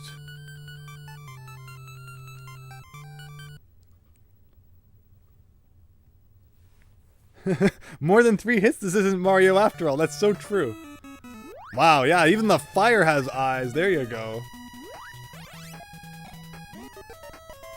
Okay, so I'm kind of getting the hang of this now. Let's see what we can do. Now that we hopefully have all the controls understood. Hey, I don't like platforming on these moving platforms at all. And I was kind of above the screen. I didn't know where I was. Like, I'm not crazy, right? Like, I'm gonna look at the replay of this. I couldn't even see where I was because I was off screen. That's awful.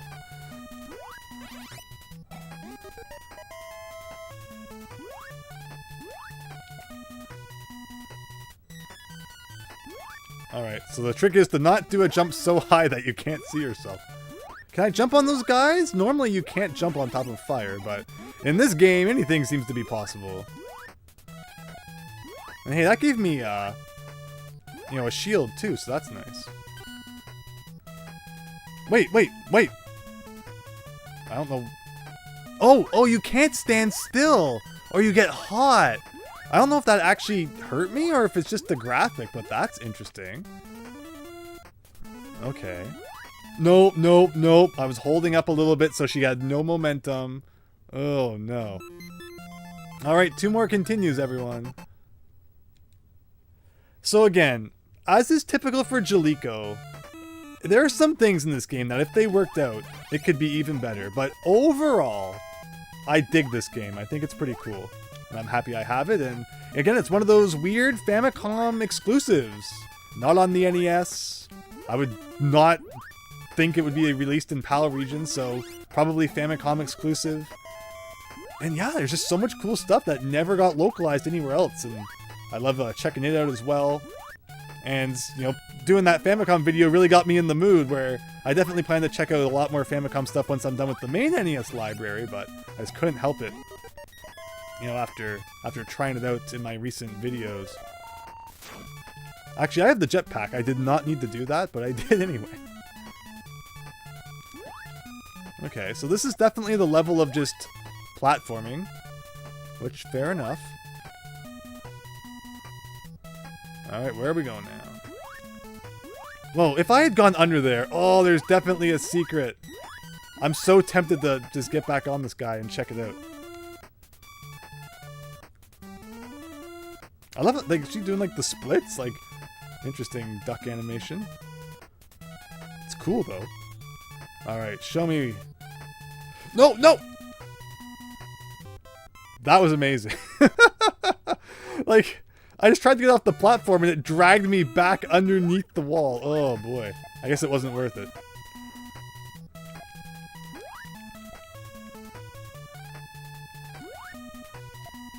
So the question is, do we try that again? Or was that so stupid that we just never speak of it? There was no secret under that wall. What are you talking about?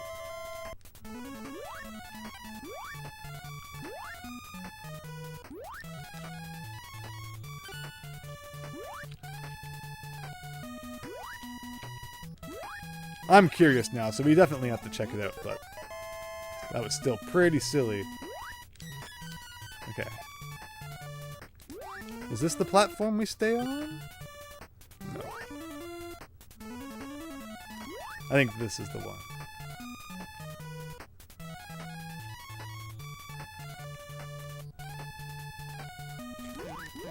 No! Because she has no momentum. Again, Jaleeko. Jaleeko, you were so close! You were so close to making, like, a really, really good game. You made a good game. But come on, spend like an extra 2 days to work out the weird quirks. And it could be even better. But can I jump on you? No, you can't! My assumption about not being able to jump on fire was correct. But there was just so many of those guys, I assumed they had to be defeatable, but I guess not. Alright, so with our 1 continue left, let's see how far we can get. But yeah, this game's not hard. It's just a matter of learning how everything works. And then after some trial and error, getting a winning run in this game would not be difficult.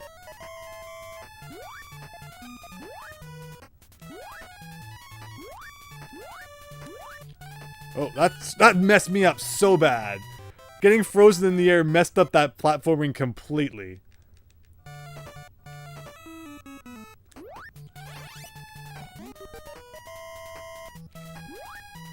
Like, it doesn't have to make such a big deal when you run out of jetpack power.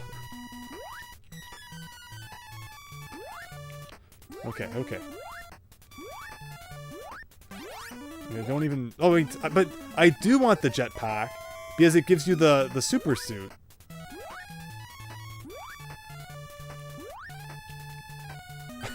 Almost had the same problem again. Okay, let's not mess it up this time.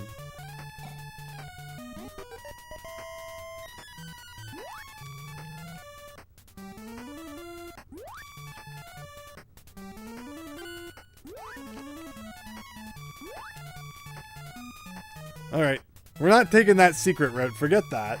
We have burned so many lives because of that, it's not even funny. And like, there wasn't any reason that should have happened, but...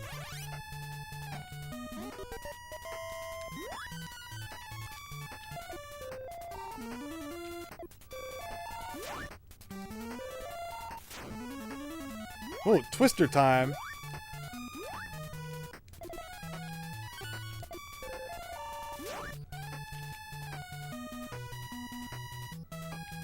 Okay, okay, okay.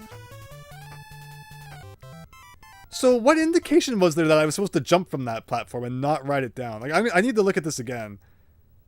There's nothing. There's nothing that tells you that that is not a trap.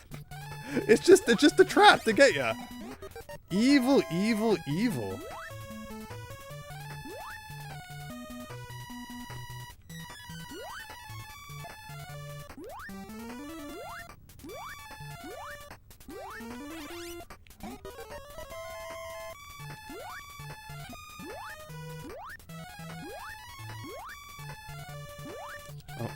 Oh, oh! I just can't believe it. I just cannot believe that that happened again. Alright. This is the time we have to be serious, everyone. No continues left. Can we beat Fire World here? Let's do it.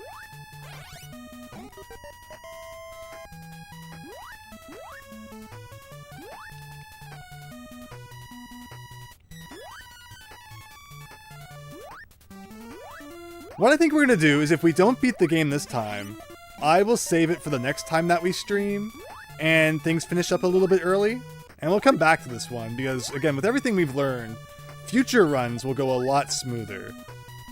And we'll have a lot more continues to take later on into the game, because that's such a key thing, is, you know, when you play a retro game, is understanding your resources and being able to capitalize on them. And in this case...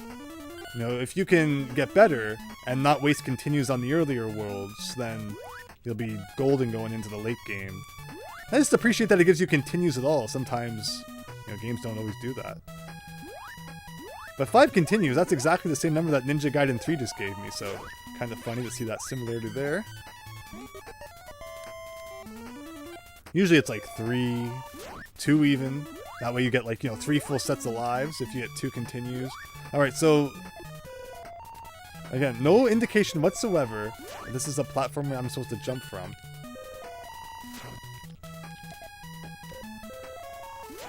Okay. Okay. Wait! Was that a good thing or a bad thing I just did? Oh, good, I guess. Wow, these blocks look right from Mario 3. Do I loop from the side? No, I don't.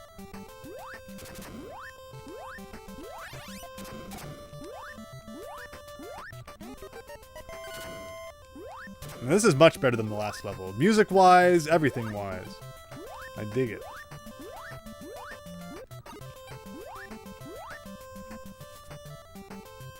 Okay, so if I jump from this platform, yeah, I can get a 1-up and a block. That's new. Omega Ace Gaming, hope you're having a great evening. Thanks for stopping by. We're playing Ninja Jajamaru on the Famicom after we had a successful run. Whoa! Through Ninja Kid. And we're on our last continue here, so when this wraps up, we're gonna call it a night, but I'll definitely be coming back to this game in the future, assuming we don't have a successful run here. Again, don't know how many worlds it is, so I gotta do an awkward high jump here. Okay. But yeah, I hope everyone's having a great night, and to all you sticking around watching the stream, I hope you're having a great time. There goes that item. Whoops. So far, so good. Well, that's great to hear. Don't know if it's as late for you as it is here. What time are we at now? 4:16. Also, for anyone just joining, this game has the weirdest pause mechanism where you have to hold start to pause the game. Just pressing it does not pause. You have to hold it. I've never played a game where holding start is how you pause. And again, I looked for the manual for this game online. It's hard to find Japanese manuals online.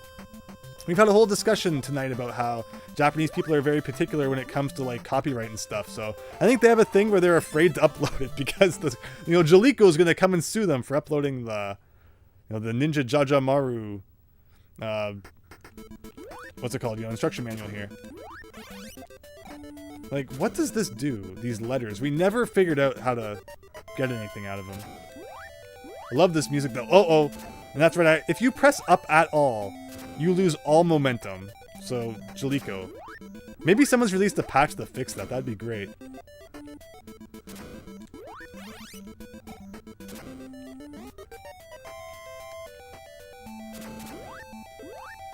Alright, so far not much to this level. Should I do a big jump here? Do you think that'd be fun? Probably a bad idea, but let's go. I love those cannons. Like, they're so adorable just for freaking cannons. Blind jumps, though. This game doesn't have any problem with those.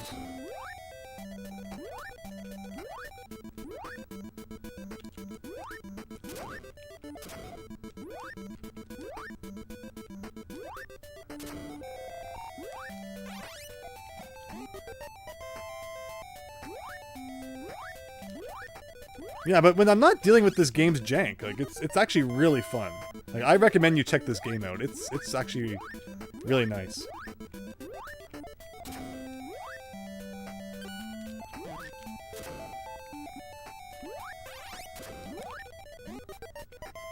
So you can go up, obviously. Oh, he's frozen with the clock. So I want to go up or down. Is one of them a secret? We got some items up here. That looks like an exit. I am risking taking damage to explore what is down here. Oh my goodness. Now we know why you don't go down. Interesting, interesting.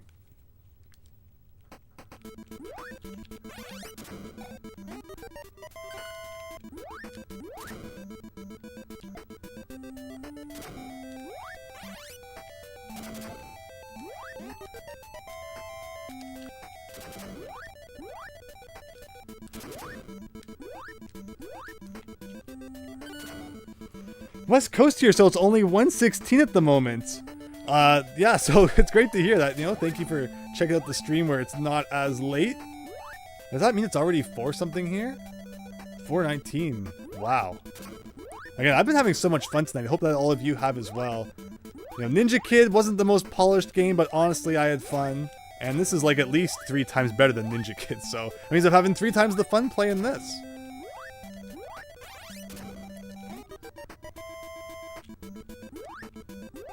Alright, so do we risk going down and seeing what's down there? I think we'll pass for now. Let's just do what works. Not put ourselves into any unnecessary danger. As again, we're losing that momentum. I guess because I'm accidentally touching up ever so slightly. Actually, that's what the clock is for.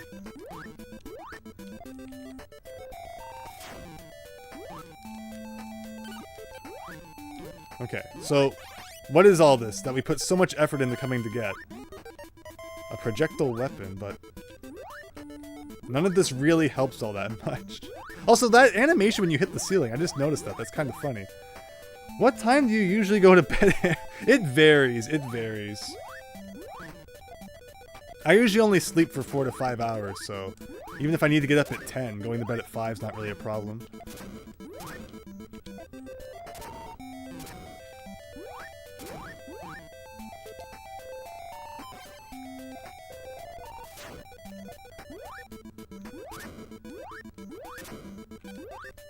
Alright, so that's...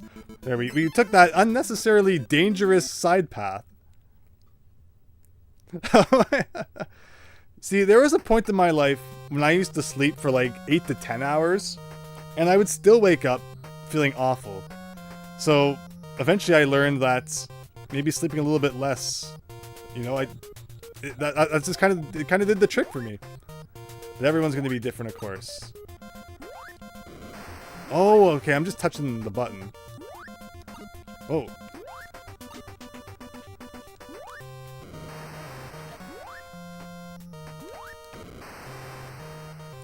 Like, am I just supposed to hit the button, or am I supposed to do something after I hit the button? Okay, now he's changing color. I assume that means we're doing damage.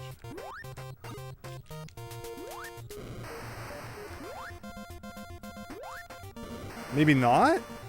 Oh, maybe we need to turn him red. I think he doesn't have... Okay, so we're not doing anything just by hitting the button.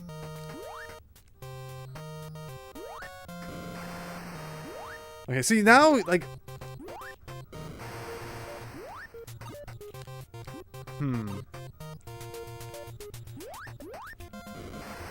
Like, see how he turns red sometimes.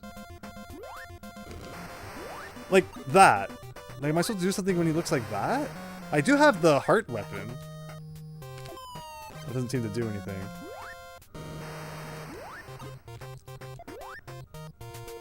What's that guy at the bottom right supposed to be doing? Hey, so... He's... Okay, he shoots still when he's red.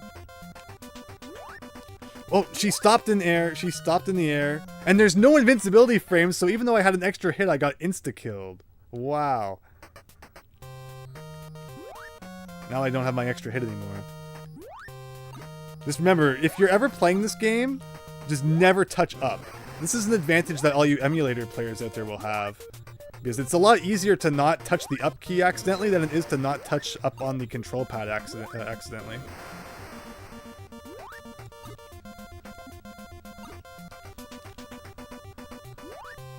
If anyone sees what I'm missing here, I'd love to hear it. Like...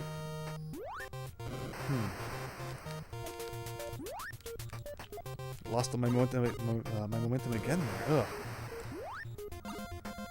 Like, these arrows don't do anything. I think that's just, like, where we came from.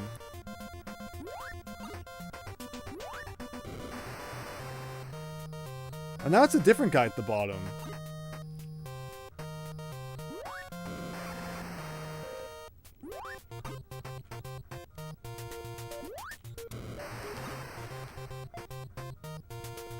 So if I just stand here, will he ever hit me? I don't think so. Oh, maybe I have to press the button when he's right beside whatever this is? Like, I don't think that did anything. This is totally new to you, Omega Ace Gaming.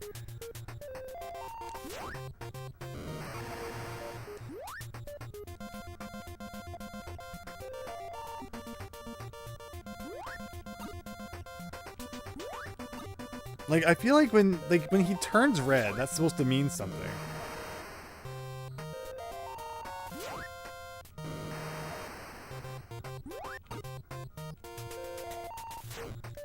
Like, see how...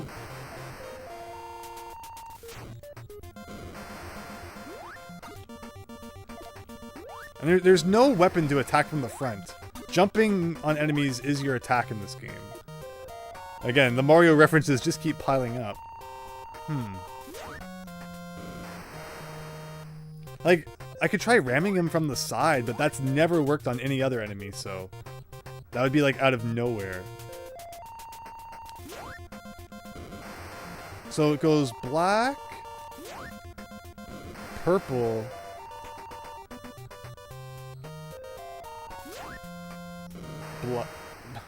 really? Gonna run out of time here in a second. Okay, then he was red. Like,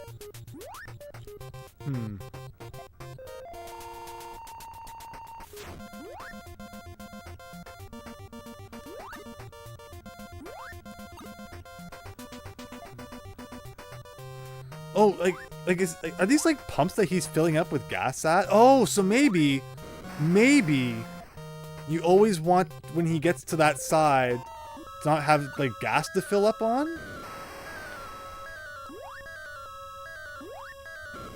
No? It was a theory anyway. Like this.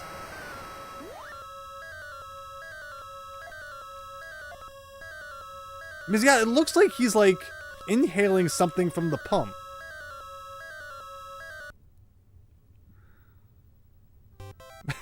This is so weird. Alright, so last life. What can we figure out from this? Okay, so he didn't do anything that time at the pump. What's he gonna do on that side? Nothing. Then see how he's kind of like...